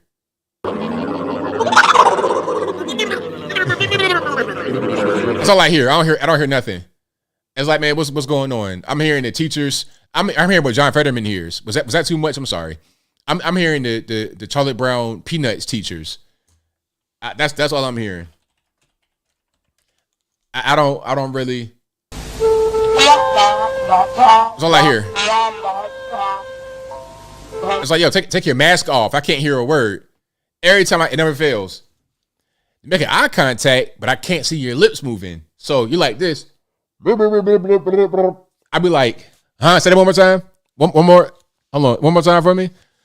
Man, everybody got time for that. Take it. What are you doing? If you can breathe through your mask, whatever is outside that is coming right on in. And I'm sure there's some smuts inside of that thing that is not very hygienic for you. You breathing that in, you worried about the wrong thing. You worried about the bug out there. How about the bug inside your mask? You made with your own dirt. Your own dirt. You didn't had a Subway sandwich, a whole hoagie. You busted down before you went to work and put the mask on top of that, and you're like talking with the hoagie particles in your mouth. You got all kind of salami and black olives and onions in there. Ew, man, come on, take the mask off, please. Good night. I don't hear a word you say with your mask on.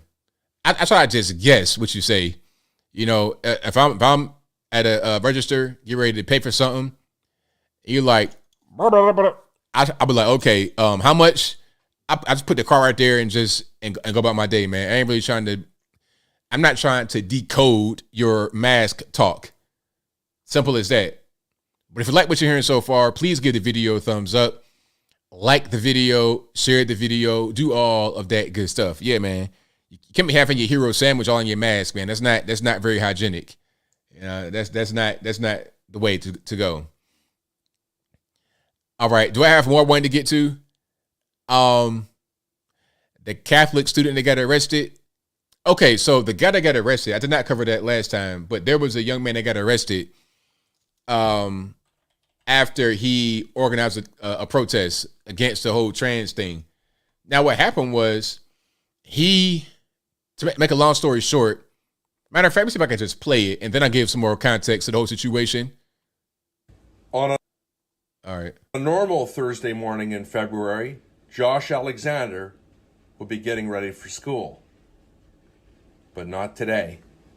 Yeah, no, I'm getting ready for Tucker Carlson.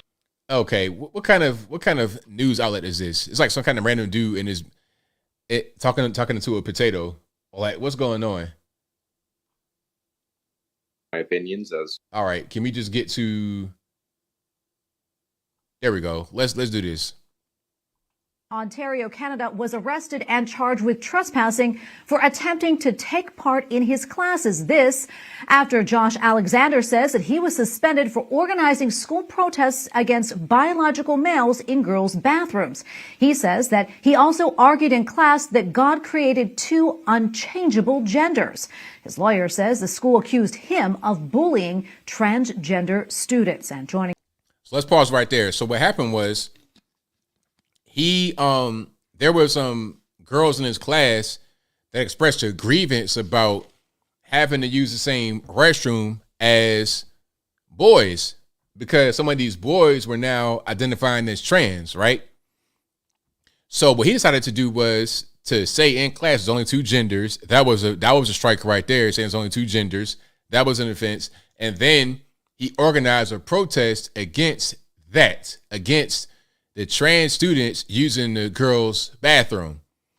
Now, for that, he was suspended. I'm not sure if he was expelled or whatever the case may be. It was something like that. They were trying to get him to do at-home learning, like distance learning. They did not want him at the school anymore. So what he did was he went back to the school to try and go back to class. And they said he was trespassing because he had been kicked out for a while or indefinitely. And that's why he got arrested for trespassing at the school.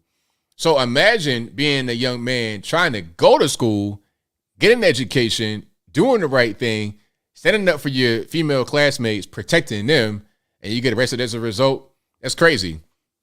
So yeah, shout out to him. I saw that he got interviewed on B. Tatum's channel. Y'all check it out. I've not seen the interview yet, but I'm sure he has a lot to say. I see his hat right here. I like the Save Canada hat. Very nice hat, young man. He is 16 years old. I'll play some of this so you can kind of see just how mature he is for his age. He's mature anyway for any young man, but definitely 16 years old, very mature. Joining us now is Josh Alexander. Josh, a pleasure to have you with us. Okay. By the way, it's a Catholic school in Canada. Okay, so walk us through what happened at your school. We know that you spoke out in class about gender issues, but what exactly did you say and what happened next? Yeah, thank you for having me on.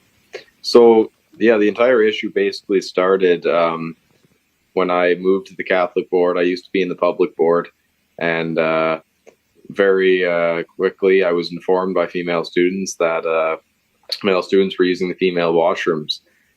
This is an issue that came up in a class debate, and I used that platform to share my opinions, as every other student had the opportunity to do.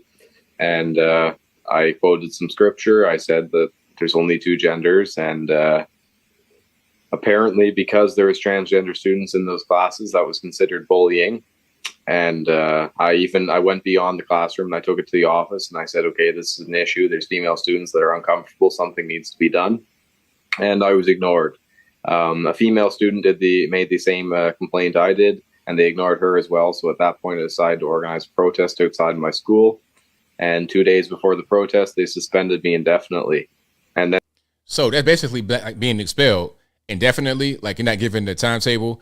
I won't play this entire thing just for time's sake, but yeah, young man, very, very mature, did the right thing in my humble opinion. And for that, he was basically expelled from the school. I mean, I'm not sure if they use the term expelled in Canada, but if you're suspended indefinitely, that's what that means. If you have no timetable upon which to return, you pretty much got kicked out, you know. And they were trying to do like at-home learning. So obviously, he was not welcome there anymore, because if you're suspended in the U.S., at least, you're not getting any education in that time. You're not doing at-home learning. You're not, you know, in front of your laptop doing it. You're not doing anything. You're just at the crib, just kind of wasting away. Okay, so that's what that is. So yeah, shout out to him at a Catholic school. That's correct. All right, at a Catholic school for sure. So arrested twice. That's crazy. But imagine that though. We're talking about kids and parents not taking school seriously, not being involved, and then a young man's involved, takes it seriously, and as a result, he gets punished because of the whole LGBTQ agenda. And you know what? Here's what I said in my video, and you guys may agree or disagree, but hear me out. He's 16 years old. He was suspended indefinitely. They don't want him at the school anymore. They're talking about doing online learning. At that point, I would just go ahead and drop out. Get a GED or whatever the equivalent is in Canada. Just go ahead and drop out. What more are you going to learn? He appears to be a very smart kid. I would just try to go ahead and go to a technical school, college, or something like that. Figure out your next goal in life. High school at this point, in its current state for a young man like that, can't help. It's not going to do anything. Or maybe his parents can do homeschool or something like that. But at 16, you're pretty much done. Like I said, I was done with school by grade 11. By second semester, 11th grade, I was done. So when I was his age, I was done. 12th grade for me was I was just chilling. I didn't do a thing in school. I had 4 classes in my fall semester, but 1 core class. And then in the second semester, I had like electives, like 2 classes. I'd be in school and out by 10:30 in the morning. And then I would go to work. I had a car and I had a job. So I would get off from school at about 10:30, depending upon it could be later, depending upon when lunch was that day. Because we had rotating lunch. So I could be at a 10:30 or like 12:30. I would get in my car and drive to work and work like a full-time shift. Pretty much. I had like 38 hours in high school. Go ahead and bounce. What more are you going to learn? What more are you going to be able to accomplish? Unless you just want to stay there and fight the good fight, and I commend you for that. I appreciate that part. Standing up for your classmates, I appreciate that. But education-wise, you're pretty much finished. And at this level, you could go on to do higher education, different education, but this right here, you're being indoctrinated. You're not going to get any more real education, in my opinion, not at that age. But I digress. I could be wrong. Y'all let me know in the comments. Yeah, I mean, I was bored. I was always kind of a smart kid, so school was kind of boring. For me, school was just a way just to, just kind of have social interaction, I suppose. But it was boring. By really 10th grade, I was pretty much done. I learned a little bit more in 11th grade, I'll say, but 12th grade, I didn't learn a thing. I learned more about how to make money outside of school. But I digress. If you like what you're hearing so far, please give the video a thumbs up, like the video, share the video, do all that good stuff. Super chats on deck. Then we're going to get to the calls. The number to call is 434-658-1220. Again, 434-658-1220. Super chats first. Y'all please hang in there with me, and then we're going to get right back to it. Think of that Matthew who says, my white ancestors landed at Old Country Buffet. Shout out to OCB. Speaking of my old high school job, that's where I worked at, Old Country Buffet. Absolutely. David One says, agreed on high school being boring. Is why I decided to graduate a year early. I recommend it for everyone, though. Exactly. It's not for everybody. Some kids may need the extra, they may need the entire 4 years, but for me, I didn't. 2 years, 2.5 was enough for me. And that's all I really needed. And I was not just a BS. I was a serious student. I wanted to learn. I enjoyed learning. I still enjoy learning. I am a nerd. I love reading. I have glasses because I started reading at a very young age, and I would always be like this in the book, like with my head in the book. And then I noticed when I was like in the 3rd grade, I couldn't really see the board in front of me, the chalkboard, because I was reading so much all the time, fiction, nonfiction, or whatever. So by the time high school came around and like you got kids that are not really nerds in there and they need that extra education, I'm just kind of sitting there like, all right, man, I'm ready to go to college. I'm ready to go out here and get some money. That's what I wanted to do. Anyway, yeah, I took shop. Yeah, I had shop class. I had so I had like a tech degree when I graduated. Woodworking, that was fun. Wood class, shop class, that was always fun. Not shop. I took mechanics. So we were like soldering stuff. We did that in there, but it wasn't like an auto body type thing. And then I took a wood class, dealing with the miter saw and hammering. We were like building sheds out there.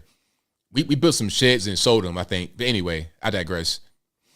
Thank you to Matthew, who says smart toilets, referring to Rona testing toilets. Imagine it might one day become illegal to number 2 outside of government-approved toilets for tracking. Hey, they already do that. If you go to the hospital and you're sick, hey, man, let me get a stool sample. Where's that going? Anyway, thank you to Ryan for becoming a member. Thank you to Lancelot, who says just being a member. Thank you for that. Again, 25 months. I appreciate you. Thank you to Ryan, who says CNN played the clip to help Trump. Hey, maybe they did. That's interesting to CNN want to go out there and help Trump. Let me see. Thank you to Jenna from Chicago, who says, do you think maybe they know they have no case in this? It's all set up by their fall guy? Mainstream media always does things for a reason. Perhaps. That's what it was, Elijah. Electronics. Yeah, electronics. But I think it was called mechanics. It was something like that, but I think it was electronics. Yeah. Circuit boards, stuff like that. We did that in that class. That was a fun class, though. I took that in 9th grade, actually. Thank you to Prince of the Cats, who says, how funny, ABL. If she was a fake and no one vetted her, that'd be hilarious if that happened to with the jury foreperson. Thank you to No White Guilt, who says, baggage bandits on the loose. Also, No White Guilt says, leave the kids out of it. Exactly. Thank you to Dutch Schaefer, who says, I've come to a conclusion, ABL. Hell is a real place where its occupants are forced to watch the view on a continuous loop. Hopefully I'm wrong, and it is an eternal lake of fire. Right. Lake of fire over the view. Please. I'm not going there, no way. But if I was, take a trip down that particular lane, I'm not trying to watch the view. Give me the fire all day long. But thank you for being here yet again. You guys are the best audience anywhere on these internets. It's time for the calls. Let's go ahead and get cracking. The number to call, you guys know, 434-658-1220. Again, 434-658-1220. If Skype doesn't work, it's not my fault. Blame the white man. But there is a Skype email in the description box below. If you want to be right here, bottom left-hand corner of the screen, and talking about whatever's going on that kind of relates to the topic. But let's go ahead and get rocking and rolling. Let me see. Derryville Dave says, I took 3 electronics classes and was a teacher's aide in an electronics class in high school. I still love having a hobby in electronics. Absolutely. Ron says I had a metal shopping and drafting classes in high school. Right on. Yep. I took all kind of classes like that I knew I could apply to my life. The main one was the wood shop and then the electronics. Those are it was mechanics. That's what it was called. But those are the main classes I took that helped me, how to use a soldering iron and all that. And then how to use a saw, how to hammer properly, how to just use tools, a hacksaw, a miter saw, all that. Basic things you need to know just as an adult male, in my opinion. I learned that. But beyond that, and then a friend of mine went to a Votech school, which was something different aside from the regular. He went to a school that was just for that rather than going to high school. You see what I'm saying? He didn't even go to, he was done with regular high school by 10th grade. And he went to Votech after that. All right, let me go ahead and hold on. Let me just get my sound together. Y'all please give me a moment. All right, there we go. There we go. 860, you're the line. Who am I speaking to? Hey, ABL. It's a long-time listener, long-time caller. Up in A Ranger Xbox. How you doing, brother? It's all good, man. What's happening? What a crazy world. My life has become a bloody Austin Powers movie, complete with Klaus Schwab as a supervillain. Oh, man. I made that meme, too. with him in his futuristic gray suit there. Oh, okay. But, anyhow, I'm just Gabriel Union. Oh my God, she came out in Drumline. You're correct. She was the dance hottie. Oh my God, she's so gorgeous. Oh, racist white man here, you know. Right. But I mean, she is so beautiful. She takes your breath away. Yeah. But as a shout out to the young man up in Canada who has dual citizenship, is an American primarily, wanting to come home. I believe his family was up there starting a church. I watched ABL. Shout out to B. Tatum. B. Tatum interview with that young man. Very good interview. Learned a lot about his situation. I highly recommend it to anybody that hasn't seen it. And could you do me a favor, ABL, please? What's up? As I absolutely adore Whitney Houston, and no diss against her whatsoever, but I Shall Always Love You is actually a Dolly Parton song that Dolly Parton took to #1 twice, and Whitney Houston did it the third time, and Dolly Parton was just as thrilled for Whitney Houston as she was when she did it. And I'll leave y'all with that tonight. You have a great night. Have a great show. You were killing me with your masks. You could take that on the comedy road, bro. I'm serious. You'd slay them. Incorporate that in your next speech. You will. People will have convulsions from laughing. I'll leave you with that, ABL. Thank you for the laughs. God bless. No problem. Thank you for the call. Appreciate it. All righty. Great call. Let's go to 828. You're on the line. Who am I speaking to? You're speaking to Ryan, dude. All righty, man. What's going on? I mean, my question was the caller from CNN, them playing the clip. Don't you think it's them trying to help Trump? Because they need Trump. I mean, I don't know. I mean, that's possible.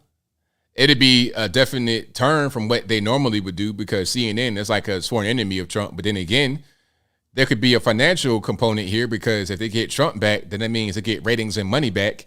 So it's possible. That's what I'm saying. It's definitely possible. But I mean, I can't tell. Like, there's two possibilities in my mind. There's more than that, but there's two main ones. The first one is they could be trying to help Trump because they want that money back, or they may think that this person hurt Trump some kind of way because they're so caught up in Trump derangement syndrome, they don't understand what they're doing. So either one is plausible to me. I can't see that they're that stupid being that big of a company, but hey, I feel like they're afraid of Ron DeSantis, and they want Trump to get the nomination. And if they indict Trump, then he's not going to get the nomination. So I mean, they have to let him off the hook somehow. That's they're good trying point. to figure out a way to let him off the hook. That's the way I look at it.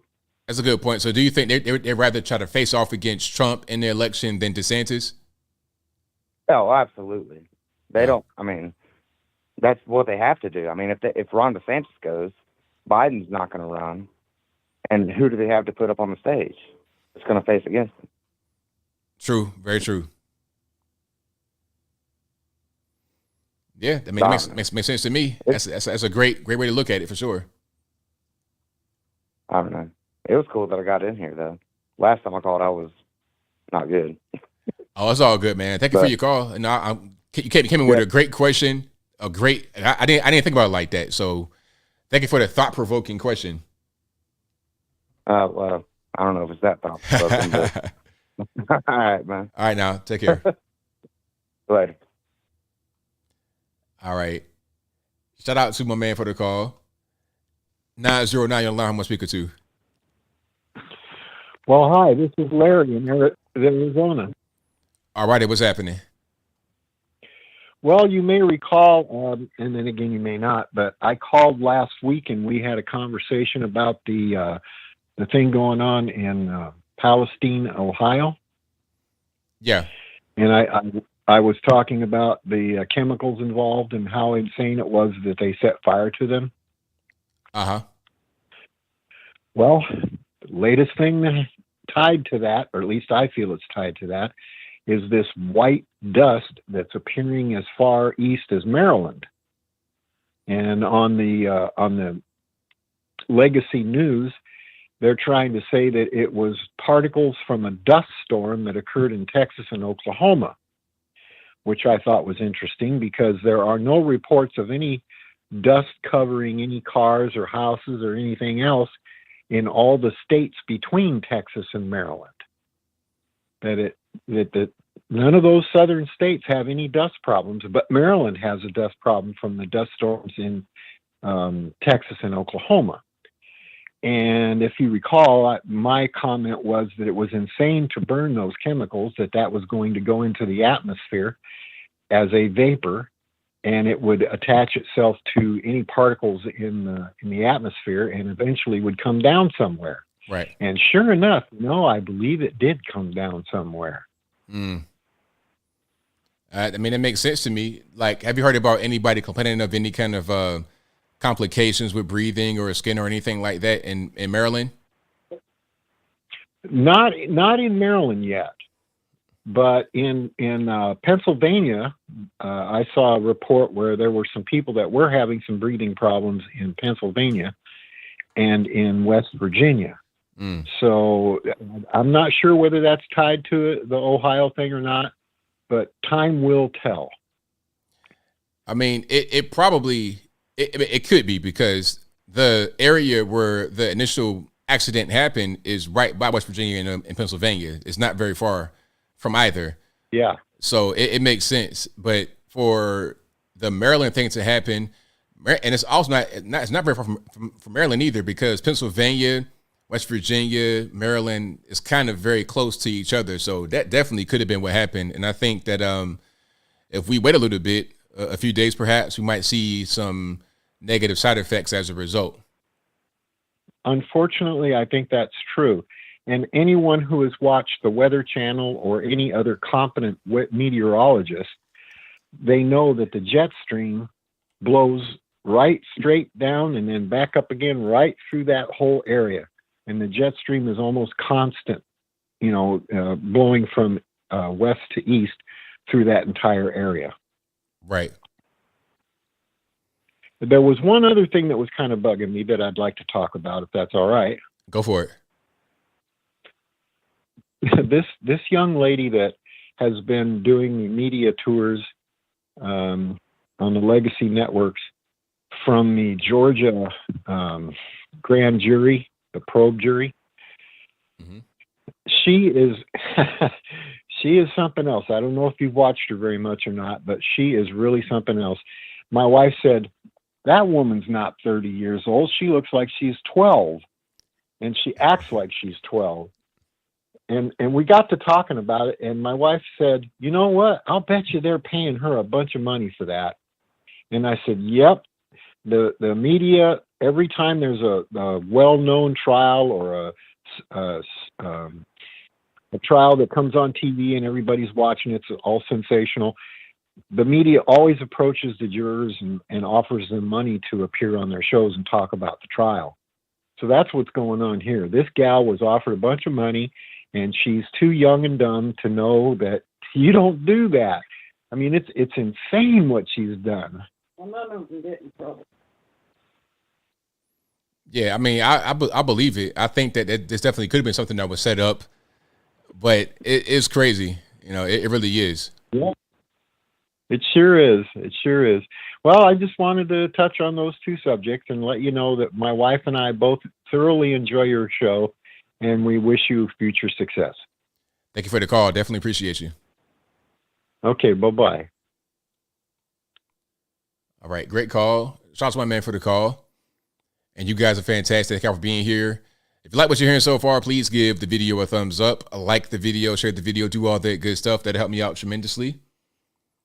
And I call the number 434-658. There it is, 434-658-1220. All righty. And let me just, I think we're good with Skype. Skype having his own issues. I'm going to just try to hang in there for a minute and see if it's messing up or not. We should be fine. 929, you're online. I'm speaking to. How are you doing? It's all good. What's happening? Yes. Do you remember when I tell you and your audience about the WHO, the World Health Organization, about the news that Peter, which I mean Joe Biden, gonna sell our country to the WHO?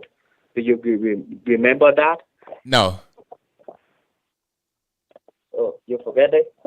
Okay, so on this February 27th, Joe Peter, I would say his home care worker will sell our country to the World Health Organization, just like the last time. It will start on the February 27th. The so-called that they hand authority to the World Health Organization to control the pandemic.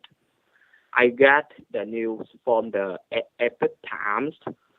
You can check it right now. Okay, go ahead. Yes. So I have contact the Republican senator, the one that I assume that I can judge, like J.D. Vance and Joe Hawley, Mike Leach, and Thomas Massis, but none of them have spoken about that issues and bring that issues to the political house. You said what now? About, yes, I message and contact them about the Peter Joe Biden sell our country to the World Health Organization. I contact them about that, but none of them respond. Oh, okay. So you tried to contact them about that, but they didn't respond to you. Okay. Yes. Yes, I know that respond about that issue and bring it, talk and mention that in the public and in the political house. Okay. So I assume that with the people are alone right now, and we can only help ourselves. And today is the 25. Tomorrow will be 26, and the day Peter sell our country to the WHO will be on the February 27, which I can assume it on Sunday. Okay. Yes, you should check it. You can check it right now. I can't do it right now. I can't do it right now, but I'll check it at a different time. Oh, yes. So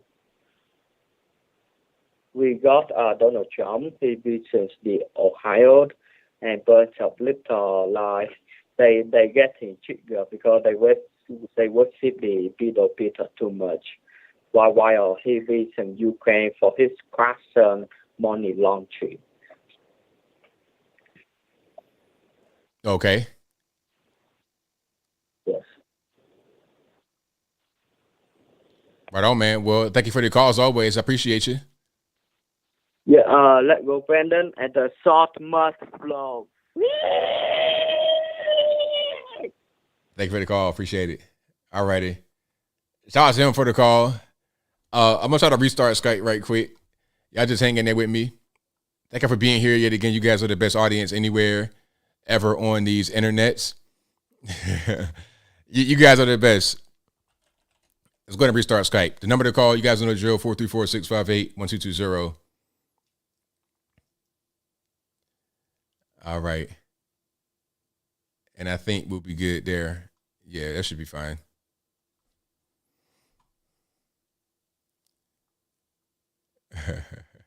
You guys in the comments are always great. Always a good time in the comments. Yeah, but my Skype is messing up right now. Like my calls are not, it's not coming through the way, because I know the calls should be coming in, but they're not. So I'm gonna just wait for a little bit. I'm gonna read some of the comments in the meantime. He said he was based. Does he have a channel? I don't know.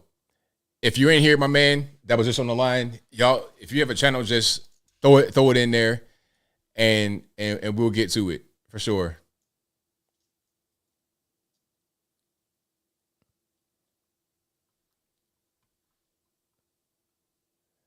(904) on the line. Who am I speaking to? Yo, ABL. This is James Brown from Jacksonville, Florida. How you doing? It's all good, man. How about yourself? Man, I got to talk about these black lights on the interstates. You said black lights? Yeah, black lights. I mean, black lights like people put in their rooms and they trip on crap. You know what I mean? Oh, yeah. Yeah. The one simple search will tell you. Look on YouTube, look wherever you want. There's black lights on the interstate.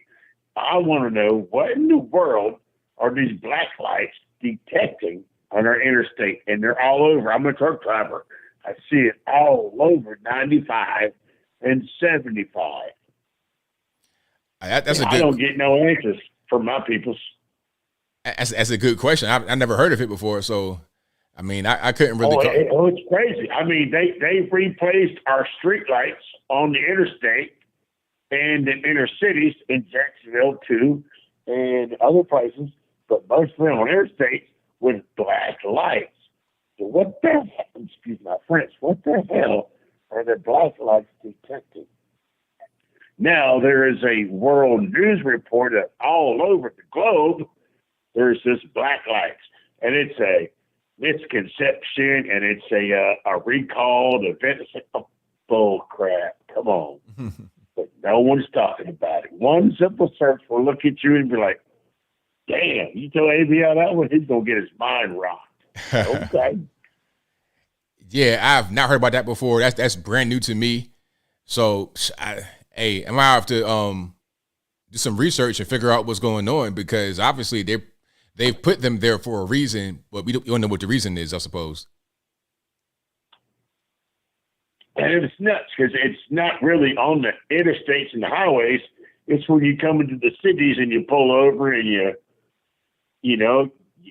take your rig in and you chill out for an hour. It's like, whoa, check out these black lights. It's like, okay. And if you just do one simple search on YouTube, which is crap, but still, that's how I watch you, which I love it. It's great, but black lights on the interstate, and you're like, it will blow your mind. It's like, okay, but what are they for? Really good question, for sure. Exactly. Anyway, man, I love what you do, brother. You are the spot on, man. I had to go to a service today, and Jesus is good, and I love you, brother. Thank you for the call, man. I appreciate you. All right, thank you. Yeah, that's brand new to me. I've never heard it before in my life. 912, you don't lie. Who am I speaking to? What's going on, ABL? It's your favorite YouTuber, man. Joe Davis Media Network. How you doing, man? Everything's good, man. What's going on with you? Nothing, man. Just calling in. I know I haven't talked on the show for a while and everything. I was listening to your topic tonight, and I wanted to talk about a particular topic where you was talking about Dwyane Wade. Was actually two topics with his son. And you had a point when you said that even though his ex-wife, which is this young man's mother, because I'm still going to call him a young man because he's not a natural woman, didn't have the resources get that turned in her favor. Now, if Dwyane Wade was a regular normie and his wife and his ex-wife was the one that was advocating for the change, advocating for the change, I guarantee you that it would have went her way. You know what I'm saying? Yes, absolutely. I mean, we see that in society today, that money talks and everything else is walk, especially when it comes to this woke behavior. And I think it's very disturbing that they pushing this agenda on this young man, because a lot of these children that get this agenda pushed on them, when they come into their stages of puberty and they get 18, 19, 20, and 21, they have a lot of regret. But they so much in the spotlight because of their parents, they don't know how to express it. And it causes all kind of negativity. So to me, I really agree with what you're saying. Dwyane Wade and Gabrielle Union should be ashamed of themselves. They really should. Absolutely, 100%. You know, because that's a child, and that child should be enjoying his or her life. And when that child gets 18, that's what that child actually wants to be. Then you go forth in support and do your due diligence as a parent to help them get the right information to do in the counseling to do that. You know what I'm saying? And that's all we're saying as conservatives. We're never saying that you can't be what you want to be, because this is America. You can be anything you want to be in America at this point. But we just tired of our children being exposed to it. Exactly. That's the main thing. It's like leave the kids out of it. Adults want to be involved with it. That's one thing. But the kids, just stop right there and you'll be just fine. Yeah. And another thing I want to talk about is the study you saying that a lot of young men are not involved in relationships and prefer to be single, while a lot of young women are in relationships or being married. And I think that this generation of young men are starting to see how a lot of these modern women are on the come up and not really cherishing or, you know what I'm saying, appreciation the institution of partnership. They just rather be by themselves. They rather just have someone to deal with, you know, I guess get their pleasure or whatever they're looking for to get by and call it a day. Yep. I mean, you see it, ABL. I see it too. I mean, me and you both are, you know, approaching me and you the same age. We'll be 40 next year. And we already seeing it with our peers where a lot of guys, you know, just don't want to be married, you know, because of what's going on with modern women. We don't have the women that was in, you know, our parents' time that were the last generation of really what it meant to be a woman. You know, you got women now who, you know, complain about everything and always trying to not take no accountability. But that's another discussion for another day. And the last thing I wanted to discuss with you, I don't know if you heard about the story about the young man in Philadelphia that attacked the teacher and put her in a coma. Yeah, I saw that. Yeah, and you know what's amazing? We're going to talk about it on my show tonight after you do your thing. We're doing our show at 11. ABL, is that this kid assaulted this teacher, put her in a coma. Probably this young woman will probably never be the same again. And everybody blaming her at fault for this young man being that aggressive towards her.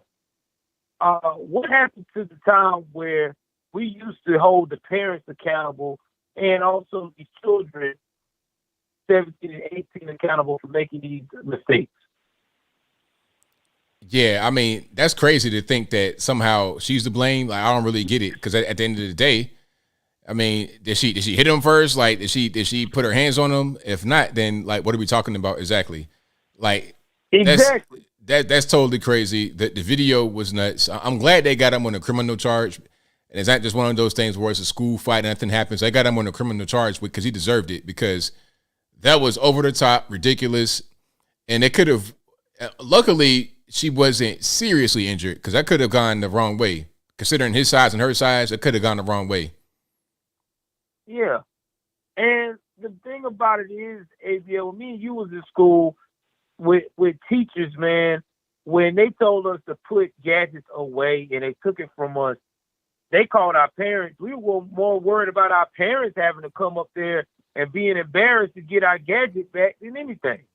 But these kids today don't have no type of humility, no type of respect. You know, it's sad that you have to look at a video from Russia, and I'm going to say this, and I'm going to leave it at that, on World Star, where there's a kid that had headphones in his ear during the lesson, and the teacher snatched it from him and took the earphones from his ear and put it in his possession. Well, the kid acted like he was going to try to hit the teacher. Did you know all of the students restrained him and basically was ready to put him in whatever type of restraint they had to keep it from hurting the teacher? That's the way it should be, 100%. It shouldn't just... Yeah, exactly. Because everybody knows you're doing the wrong thing. We're going to act to restrain you. That's the way it should be. Yeah, and teachers didn't have to do nothing. I mean, this is in Russian, bro. Like, these kids got up and they were actually talking in Russian, scolding him for being messed up, for disrespecting that teacher. Right on. Absolutely. And I just wish we as Americans, you know, I wish our culture would pick up on that, man. But it's tough. But anyway, doing my usual shout out. Join our broadcast, Joe Davis Media Network, 11 o'clock tonight, late night show. And once again, ABL, man, I hope you get to 1 million, man, because the day you do, we're celebrating it on our channel for you, bro. Well, thank you for your call, man. Definitely appreciate you. Appreciate you too, man. All right, great call from my man, Joel Davis Media Network. Y'all go ahead and sub to him if you haven't subbed to him already. Right on. And that's the way it should be. Like we were talking about where the students will gang up on another student and they're trying to attack the teacher or do something crazy. Yeah, that's the way it should be. I want to see a lot more of that energy in this year, 2023. 346 on the line. I'm speaking to 346. Hello. Hello. Yes, can you hear me? Yep, I can hear you fine. All right. Do you have the stream off in the background? I turned it off. All righty. What's going on? Well, I just called to thank you. Excellent show, as always. And you're an American. I'm an old white man. You're a younger black guy. So what? We're still Americans. We all live here. I have blue eyes. I mean, like, it makes a difference. Thank you for being there. Oh, no problem. You know, and thank you for being here. As I couldn't do it without you. You know, all of us come together to make this whole thing work. So I thank all of y'all for making me possible. I appreciate you. Well, you're something I look forward to on Saturday night. I'll talk to you soon. All right. Thank you for the call. Appreciate it. All right. Great call. Shout out to my man for the call. I appreciate him. Let's go to some more here. 405 on the line. Who am I speaking to? Yeah, hello. Yeah, this is Dwyane from Oklahoma. All righty. What's going on? Yeah, what's up, baby? I was going to ask you, did you cover the story with the press secretary called Biden, President Obama? No, I didn't. So you said the press secretary called him Obama? Yeah, you didn't see that? No, you're talking about Karine Jean-Pierre, right? She called him that? Yeah. No, I didn't see it. That's news to me. Man, that's wild. No, well, it makes me think about when Obama had that interview. If I could just be sitting in the basement with my earpiece in, it just brings it like full circle. It's like how's that a Freudian slip? It's like it's been like how many years since Obama's been president, and it's like who you been talking to? So, right. I'm sure he's been around. Coaching, I guess you would say, coaching or advising, whatever you wanted to call it. I'm sure he's been around. And so they probably get used to talking to him and saying President Obama. Yeah, but exactly. Well, probably. Yeah, I mean, I guess probably is not that big of a deal. But you still got Rice. You got John Kerry. You got all these people still, in the cabinet. That's kind of like Obama's like tentacles, sort of thing. But right. Hey, I'm just seeing if you caught it. No, I didn't catch that, but that's pretty interesting for sure. All right, ABL. Well, shout out to the show. Shout out to the chat and POP. Hold it down. Thank you for the call, man. Appreciate you. Yep. All right. I heard that one in a minute. POP, hold it down. 864 to the line. Who am I speaking to? Oh, hey, this is Turk Studstill from Greenville, South Carolina. All righty. What's going on? On the news about 6 weeks ago, transgender boy was playing on the girls volleyball team. It happened in Highlands, North Carolina. And he wasn't like a 5'9", 140-pound guy. He was like 6'2", 190. Of course. Well, he hit the ball so hard, it hit the girl, knocked her out, and it had to go to the hospital. So she probably had a concussion for 3 or 4 days, they said, and she messed up her neck. So we were all like in the chat room going, is this a lawsuit?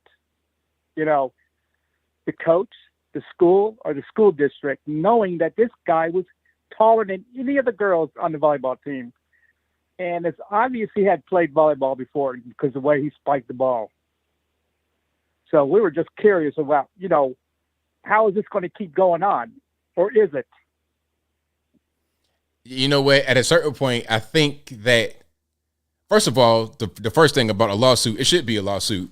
I say the school district for allowing this boy to be on a team who is obviously going to have an advantage biologically. Clearly, that's the number one thing. Big time. Big time. I mean, like you said, he's not some kind of just, like regular size guy or small guys. Right. It's like right. I played volleyball myself, so I know this guy knows what he was doing. Right. Exactly. So, but then to the next thing, I think that at a certain point, it's going to take people to stand up to the school boards and the teachers unions and everything else to say, no more. We're not going to do this. I'm seeing it happen in different parts of the country, but it's going to take a wide effort and maybe some legislation to say it's illegal for XY boys to play on a team with XX girls and just have that be there. Exactly. Chromosomes. Yeah. Because they were saying she's going to have side effects for years because it hit her so hard in the face and her neck. Because I don't know if you saw it on the news. It was in Highlands, North Carolina, which isn't too far from Tennessee. And her neck just went back and knocked her out. And everybody was sorry. I just can't believe that happened. So long term, she's not going to be like, okay, I'm fine, that kind of thing. Yeah, that's so it's just, kind of weird that they would let something like that happen.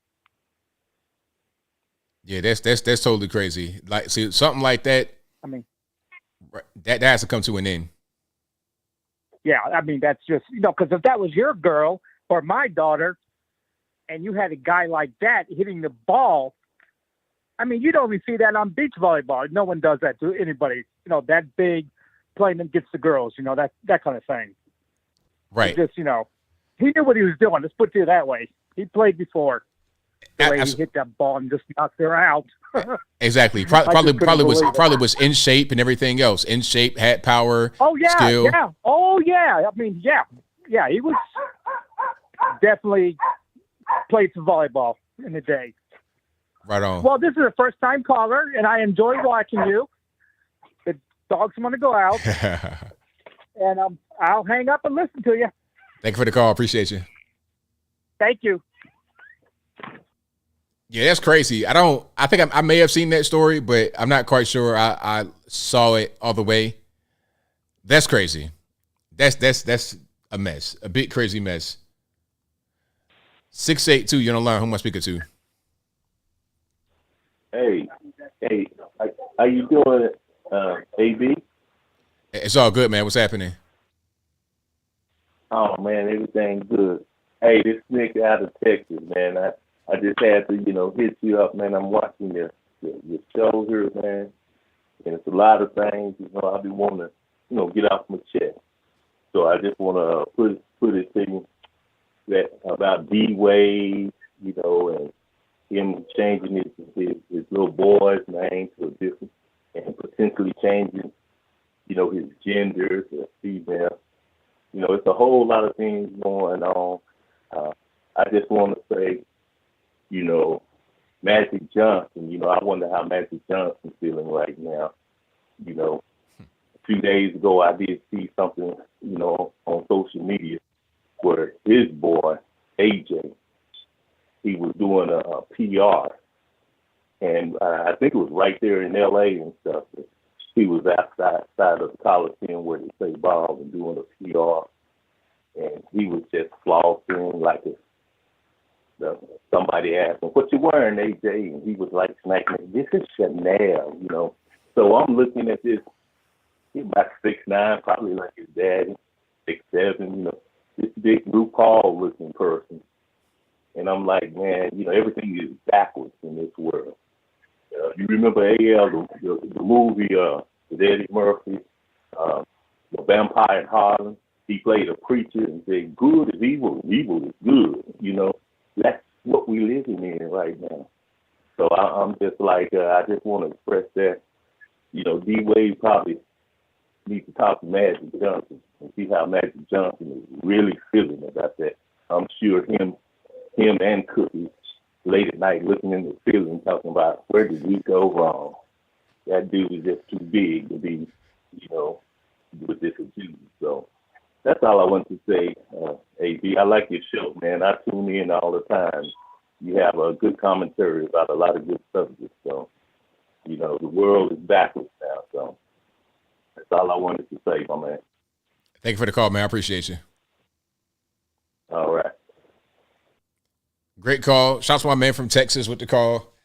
Like you said, Magic Cookie be trying to fed sooner at night. Like, man, what did we do? Where did we go wrong? That is probably definitely a conversation.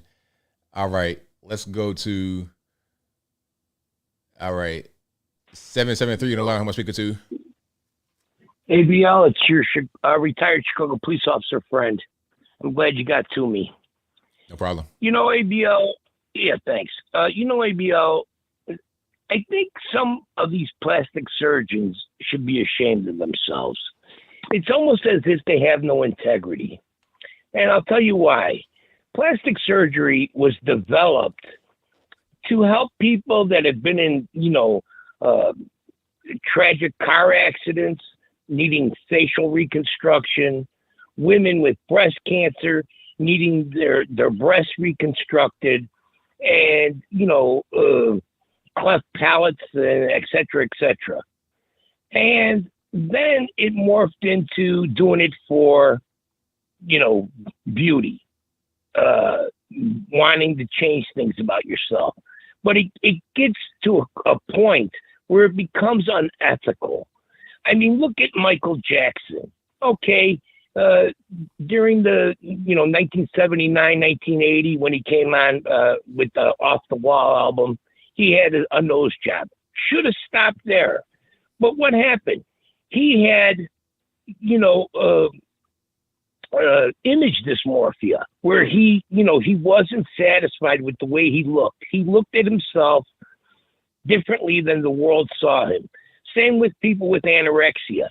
They almost kill themselves and sometimes do starve themselves to death, looking like a skeleton and skin and bones, but in their eye, they see themselves as fat. At some point, a doctor has to say that this is not moral for me to use my craft to further this mental illness. And if you want to, have your genitalia changed or whatnot, cut off this and that, and you're an adult, I understand that. But it becomes ridiculous when we get to the point where doctors are, with the consent of the parents, are actually giving these kids these drugs to, stunt their growth or their maturity as a man or a woman. it becomes ridiculous. At some point, it was criminal for plastic surgeons to work on Michael Jackson's nose to the point that he had no nose left. That's why he was wearing masks long before anybody in the country was wearing a mask because of some outbreak of some disease. He did it to cover up the fact that he had no nose. And at some point as a doctor, instead of going for the money, you have to tell him, hey, you're mentally ill. This is not the right thing to do. This is not right for us to do this to children and to do this to other people. At some point, where's your ethics? Where's your medical ethics? I just don't get it. I mean, some people do anything for money. That's fine. You pay me and I'll put a goat's head on, and, I'll switch your head with a goat's head. It doesn't really, they have no moral compass whatsoever. So they are hand in hand, perpetrating is, in my opinion, this crime on society and on the person themselves. Anyway, ABL, that's my 2 cents. I'll let you get back to the topics, and hello to everybody in the chat. I see you, Christy. I see all these people in the chat. Anyway, I'll talk to everybody later. Bye. Thank you for the call. Appreciate it. Yeah, I agree. That's a really good point about Michael Jackson. Very good point. 209 on the line. Who am I speaking to? Hi, Anthony. It's Debbie from Maricopa County. All righty. What's going on? I was calling to find out because I just got on late tonight, so I'm sorry for that. But I wanted to know if you've heard about the latest on Katie Hobbs. No, I haven't. Okay, well, there was a story that came out today on, I can't think of his name, somebody in exile. Anyway, he was talking about Katie Hobbs and her husband are having all these deeds in Arizona in their name, and it's like really suspicious looking, and it has something to do with the cabal and everything like that. So I was just wondering if you could find out more than what he says, because he don't usually say too much. Okay, I'll see what I can do. Okay, cool. And just have a great evening, and I'm going to listen to the rest of the show. Thank you for the call. I appreciate Talk to you later. All righty. Bye-bye. All right. Shout out to the caller. Let's go to 504 on the line. Who am I speaking to? Hey, ABL. It's Alien Spaceship. All right, man. What's going on? I have some topics to talk about, but before I begin, I'll say today's my birthday. I'm 25. Happy birthday, man. Young man. Yeah, thank you. So I want to talk about that lady that was saying, the white lady that was going to want to swear in Trump, the weird lady. What is her name? I forgot. I don't quite. I think it was her last name was Kors. I want to say it was Erin Kors, but don't quote me on that. Okay. Yeah. So I thought she was real creepy because she has like a weird stare. And, sometimes people, have a stare and it's not bad, but some people, let's just say they give off something bad. Like, say Michael Jackson seemed a little strange, like this lady seems kind of strange in some way. And, Mark Dice was doing a video on her, and that lady is into wicked witchcraft. Oh yeah, that makes sense. Her name is Emily Kors. Okay, thanks. And also, because wicked witchcraft, it has to do with, like feminism and like earthy stuff. And, and witchcraft is kind of satanic. So she definitely, I was correct, and we were all correct to think she's strange because, she's into the dark arts. And have you, some people in the chat were talking about, have you heard of some uranium spill in Tennessee? I heard about, there was a uranium fire. I don't know about a spill, but I heard it was a fire, but I've not heard much more about that. And that was outside of Knoxville. So, but I've not heard much more about that since. All right. Because the number one MAGA general, he was talking about it and we were talking about it. I'm not in that area, so I wouldn't know. And also he was saying that there was another spy balloon spotted by one of our Navy ships. I wouldn't doubt it because I feel like a lot of these balloons happen, but we don't really see them all the time. I just think the one that we saw was just so big you couldn't miss it. But a lot of other balloons happen and we don't see it. Right. Because, and as I asked you in a super chat a little while ago if you thought there would be more, and there is more, it seems. And I wonder, they must be transmitting it back to China. And do you know, I know you would have mentioned it, so you may have not have heard about it, but do we know if that other one was transmitting information back to China or not? I mean, I would assume that it is, but I don't really have any evidence of it, but I would presume that it was for sure. Because, I mean, it wouldn't be hard for them to just have the transmitter right there and shoot whatever they see right back to Beijing. Right. And I wonder, those other things they're shooting down around Canada, that could be some kind of Chinese technology, that they have that could be used for something. But did we get pictures of that or not? I've not seen any pictures of the one in Canada. So, I mean, they described it. They said it was like, that's why you had like UFO rumors. They said it was cylindrical and it was gray and it was floating at 40,000 feet right in the airspace of planes. So that's all we have. Okay. Thanks. Because I wonder, why they're not telling us more about it. Yeah. And also, I'll say that, I think the transgender thing they're doing to children is very evil. And I think that it definitely has to do with, because I remember I was reading recently that Lenin in Russia, he influenced young children with communism, but it didn't seem like from the depictions that they were doing the transgender stuff. But he definitely was for gay rights. He legalized that in the Soviet Union when he took over, also with abortion. So it's very similar to what the current left is doing, but it mirrors what the Soviet Union did by brainwashing children. Yeah, definitely. I agree. Right. And I think, as we know, they're trying to weaken our country in every way they can because, they want an easy win if there is a conflict. And it's good that we are fighting against it through the war of information because the evil triumphs when good men do nothing. So it's good that we are doing something about it and spreading the word. Right on. Absolutely. Right. All right. And I want to tell, the chat, thanks for the birthday wishes. And also thank you for the birthday wishes. And thank you for taking my call. That's all I have to say. Goodbye. Thanks for the call, man. Appreciate you. All right. Great call. 443, the line. Who am I speaking to? Hey, ABL. This is your friend L from Baltimore, unfortunately. All righty. What's going on? So I just have a couple of topics I wanted to talk about. My first topic is the Ohio derailment. Biden, of course, had enough time to go to Ukraine to make his little money drop to his drug buddy Zelensky. And all I can picture is him and Zelensky standing next to one another. Biden has his beeper and Zelensky, of course, is sniffing cocaine. I think Ukraine should just be called the Ukraine. Capital K-A-Y. That's just my theory.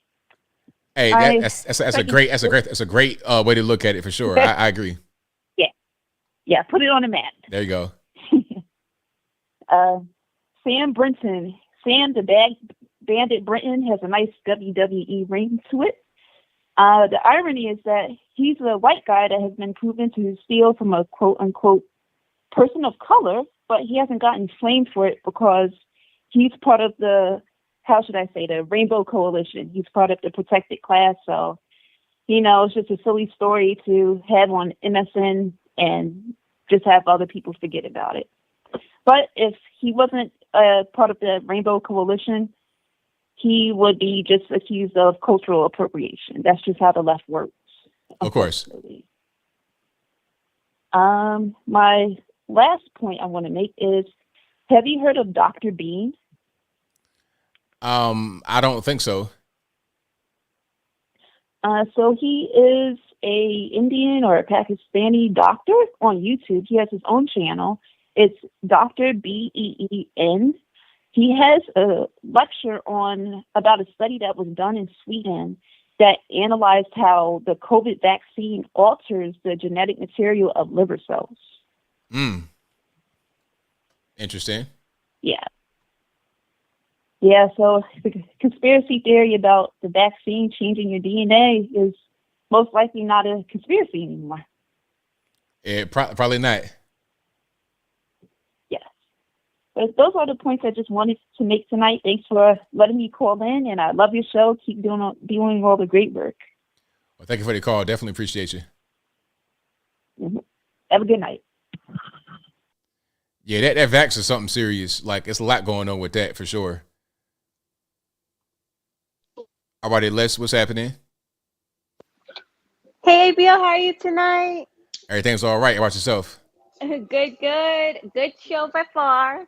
I wanted to make a quick comment on the whole derailment with what happened out there in Ohio. So funny thing is, and everybody present here today, we all have to hit the front of our foreheads for the left, because this wasn't easy brownie points for them if they would have had shown up on time. But see, since President Trump showed up first, well, Biden already made it clear he's not going to show up. He's not going to send any help. But Mr. Buttigieg over there, he could at least score some little brownie points for the left, and he failed to do so. He said it over and over again that he was going to visit East Palestine when he thought the time was right. And unfortunately, he was just forced into it because President Trump made an appearance first. So, like I said, I mean, President Trump looks good right now in this equation.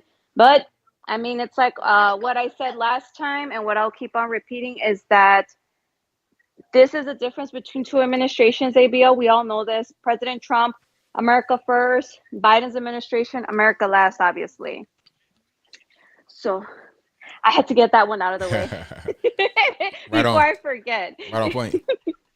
And I wanted to also go ahead and comment real quick on the what's her name? Gabrielle Union. Mm-hmm. So the only reason why I know about her, I just watched, I believe it was yesterday, I finished watching Bad Boys 2. She comes out in there. That's the only reason why I know about her. But of course, this whole scandal with Dwyane Wade's son. And you know what, ABL, from what I heard, word on the street is that Gabrielle Union was the pretty much like the heir to the flame that, started nurturing this whole idea behind Wade's son. And I know that his ex-wife was fighting with Mrs. Union, for such a long time. So it's not really news that way. It's just more shocking, ABL, because I'm going to put it to you like this, and to everybody. As a parent, I see my children, I brought them into this world, right? And I love them just the way they are. It could be the fact that there's just different mentalities going on here, the way we were raised, morals and beliefs and such of that nature. But, I look at all of them and I see them as, these beautiful blessings from God. Why would I want to change them? And why, even if they were to ever prompt that question to me or that idea, why would I ever encourage that change? Because the way you came into this world, you're perfect. God didn't make a mistake. Why would I then continue to pretty much feed this idea or this flame that you have going on in your mind, when in reality we need to allow the kids to be kids? Not only that, and ABL, how many times us being kids have we changed our mind? All the time, every day, because you kids and you just trying to find your way. Exactly. So like with my dad, as I was growing up, I had told my parents, I was like, oh, once I hit like 16, I wanted a piercing and, I wanted a tattoo and whatnot. And, my dad, he has tattoos. He likes them. But it's like he said, how about when you turn 18, if you still want a tattoo and a piercing, I'll take you myself and I'll pay for it. ABL, I turned 18 about 3 years later. That's the first thing my dad asked me. Do you want your piercing and your tattoo? No, I told you. You see why I tell you have to wait till you're an adult to do whatever the heck you want? Because I knew you were going to change your mind. Right. So, and this applies all across the board, ABL. Like I said, how many times have we changed our mind throughout the course of our childhood? Plenty of times. So I think it's sad. But again, Miss Gabrielle Union is just another, part of this whole Hollywood, brainwashed culture. So it's understandable why she would be the one, word on the street, the one who was the primary encouragement behind Mr. Wade's son's transition. But it's sad, ABL. I think we need to go back to the core foundation of our youth. Just let them be kids and raise them to have strong minds on their shoulders. And one last thing real quick before I let you go, that whole thing with the with the individual that keeps on stealing those suitcases. What's his name? I apologize. Sam Brinton. Brinton. The dress looks better on the biological woman. All right, Evie. I just wanted to say that God bless you. I hope you have a wonderful night. We'll see you Wednesday. And the Little Patriots want to say bye to everybody. Bye, y'all. Bye, Bill. Take care. All righty. Bye. All right. Great call as always. And thank you for being here yet again. You guys are the best audience anywhere on these internets. If you like what you're hearing thus far, if you enjoyed the show tonight, please give the video a thumbs up, like the video, share the video, do all that good stuff. That'll help me out tremendously. 773, you're going to learn how much we could do. Hey, Bill. Hey, Bill. What do you know so far about the uranium incident in Oak Ridge, Tennessee? Yeah, I've not heard much. I heard that there was a fire, but I've not heard much after that. I know Oak Ridge is like to the west of Knoxville, but I've not heard much beyond that. Okay. Well, in your opinion, do you think sabotage or minor accident? I don't really know. Probably just a fire. I don't think it was sabotage. Not to set uranium on fire. Yeah, I think it was just a fire that happens. Okay. I kind of agree with the latter because of all these train derailments and other instances, including fire, food plant explosions, and spy planes. I really think it's pretty much deliberate sabotage. And let me ask everybody here, since February 3rd to now, how many incidents have we seen so far under this administration this month alone? Like 8 to 10, 12 total now? Yeah, there's been a few things that happen, for sure. Yeah, well, bottom line is no coincidence. If you've seen that video of that Chinese spy plane that was actually close to a U.S. Navy fighter, then you know full well the danger we're in, and more importantly, how much Joe Biden has put the country in danger, and he needs to be immediately arrested. Right on. Anyway, you did see Trump's speech in East Palestine, Ohio, and how the media got livid at him for actually delivering water and interacting with the people there. Even the Hill of the Rising tried to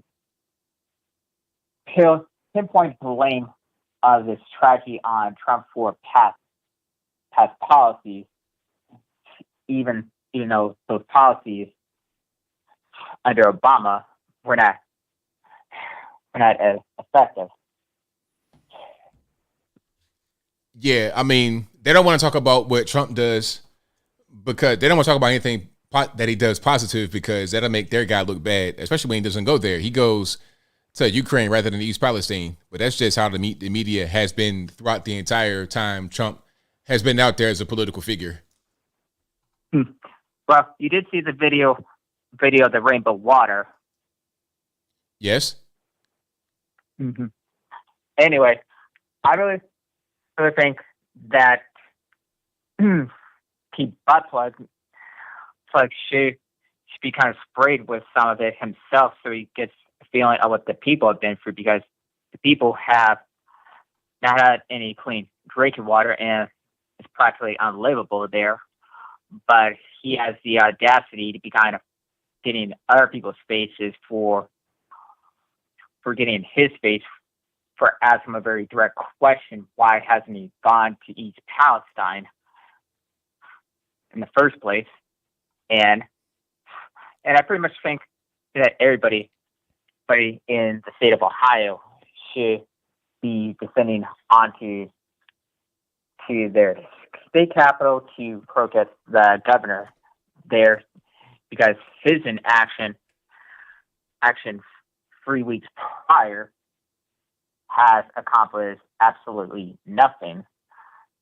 But as soon as Trump showed up, they're so gung-ho on fixing it.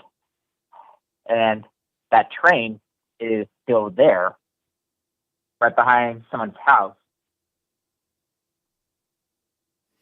Right on. I'm with you, but I gotta get to maybe like one more call here. But so thank you for the call as always, man. Definitely appreciate you. Okay. All right, Charles, man, for the call. Appreciate him. But yeah, it's been a whole lot going on with the situation over in Ohio. And Trump going there, but Biden not going there. It just says everything. It says everything that you need to know, for sure. But if you like what you're hearing so far, please give the video a thumbs up, like the video, share the video, do all that good stuff. Some of the events have been strange. Some of the fires and whatnot, but some of the derailments, it's like, okay, what happened on social media? One thing will happen that is very bad, like the Ohio situation, and people will take other events that aren't related and try to link it together.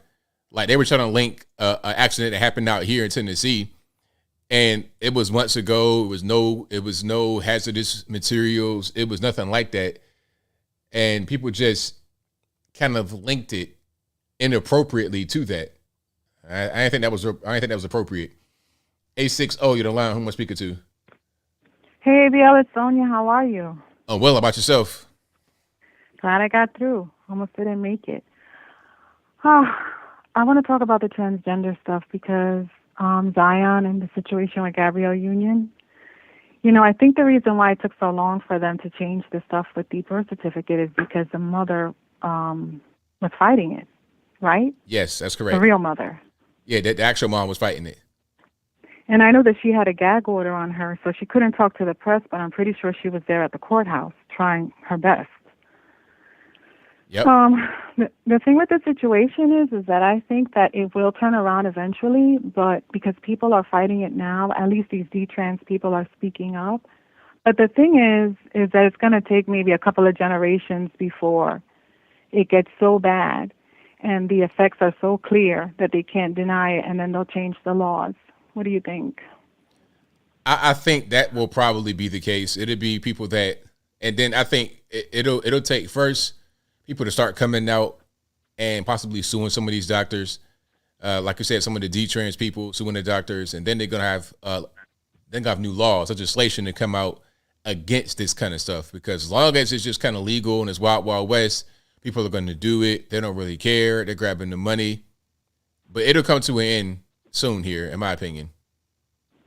It has to go in that direction because some people are suing right now, and I think there was a clinic in the UK that was shut down. Yeah, I mean, hopefully I don't know that's if you know about it. Yeah, I've not heard about that, but hopefully that's the case, and we, keep that going. The thing is that the doctors are not going to stop doing it because of moral reasons, like the other caller said, that they shouldn't do plastic surgeries and such. There's just too much money in it, and we already know with the COVID that the medical community is not on our side. So I don't see that happening from their end. The thing I have a problem with is that if they change the birth certificates, like they did in his case, they don't put on there that he's trans. They're going to put that he's a female. I don't know how that would really work. Maybe they would change his ID to female, but I'm not sure how you're going to change birth certificate because, like, what they say is you transitioned to a female, which is not really a real thing, but that's what they say. Now they want to go and say, "Oh, you were born this way." Now that's just a complete lie. You may be able to identify as something and call yourself something, but to say that you were born with certain chromosomes when you were not is just simply false. So I'm not sure how that would work. But if they did change that, I wouldn't be surprised. Well, that's my issue, because what is the point of even calling yourself trans if you're able to change the birth certificate? Then that means people out here are going to be deceived because you're going to be with someone maybe who had the surgery and you don't know the difference. Yeah, and that definitely be deception all the way around, and that's not a cool thing. You know, it's really sad that we're in a world now where women have to be dealing with biological men that say they have their period, and then you have biological women who say they are masculine men but still want the capacity to get pregnant. Yeah, that whole thing is a complete mess. And about Biden, real quick, I know he didn't go to the Ohio train derailment, but did he even address it? And was the press secretary even asked about it? I'm not sure. He may have addressed it briefly. I'm sure the press secretary gets asked about it, but I don't know about Biden. I think Biden's more interested in going to Ukraine and keeping that whole charade going. Well, I know that the clip that you showed, it was painful to watch when Joy said what she said about the people there and them deserving what they got. Yeah. I took it the other way. When the audience gasped, to me, it wasn't because she said something so awful, because that's New York. The masks are on the faces of all those people in that audience. They're probably jabbed to the wazoo, like she says. I think they gasped because when she mentioned what he did with the EPA, they think he did something wrong. They think it's his fault, whatever it is that she meant by that. Yeah. Okay. Whatever policy she put in place that I have no idea what it is. And then it cut off when Sonny said, I think this is Trump's fault. And I just want to know, is anything Biden's fault? Never. You know, he could do something wrong, clearly, obviously do something wrong, and they're trying to figure out a way to still blame Trump. Like I was talking about with Obama, they would still blame George Bush. And it's like, wow, your second term being there 7 years, why are you still trying to blame George Bush? It's the same thing going on right now with Joe Biden. Still 2 years later, blaming Trump for things that he did not do or has no control Even over. after 3 years that we can compare the two men, but okay. Right. All right. Well, thanks for taking my call. Good night. Thanks for the call. Appreciate you. All right. Bye. All righty. Well, that will be a wrap for me. Thank you guys for being here. You guys are the best audience anywhere on these internets. If you enjoyed what you heard tonight, please give the video a thumbs up, like the video, share the video, do all that good stuff. If you couldn't get on tonight, hey, I tried, but sometimes it just don't work like that. But I'll be back live again on Wednesday. And I'll be doing my pre-recorded videos back again on Monday, off tomorrow. And you guys are the best. Thank you to all the mods for doing what you do, keeping the chat nice and in check. Thank you to everybody for just doing what you do. And what else we got? Oh, if you were just watching, that's what I wanted to say. If you were watching the show, super chat and retweeting and whatever, thank you for that. I appreciate you. Now, I got super chats on deck. I read those right quick, then wrap it on up, put the bowl clean on top. Let's go to Boy Kachina, who says, salute to ABL from ABQ. Cheers. F Ranger Xbox says, Arctic Circle hunky for color. Thank you to Boy Kashina, who says, Biden signed a WHO up for lockdown enforcement, even though it was corrupted by the Chinese government years back.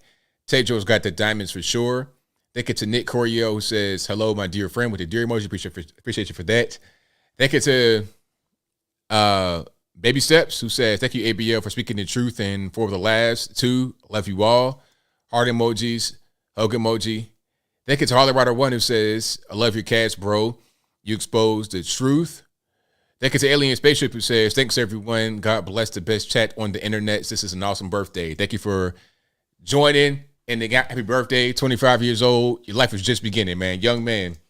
You know, I'm knocking on 40 pretty soon, so enjoy your youth while you still got it. But that'll be a wrap for me. I'll be back again live on Wednesday, of course, and throughout the week doing pre-recorded videos. But until next time, y'all be safe. I'm out, and peace.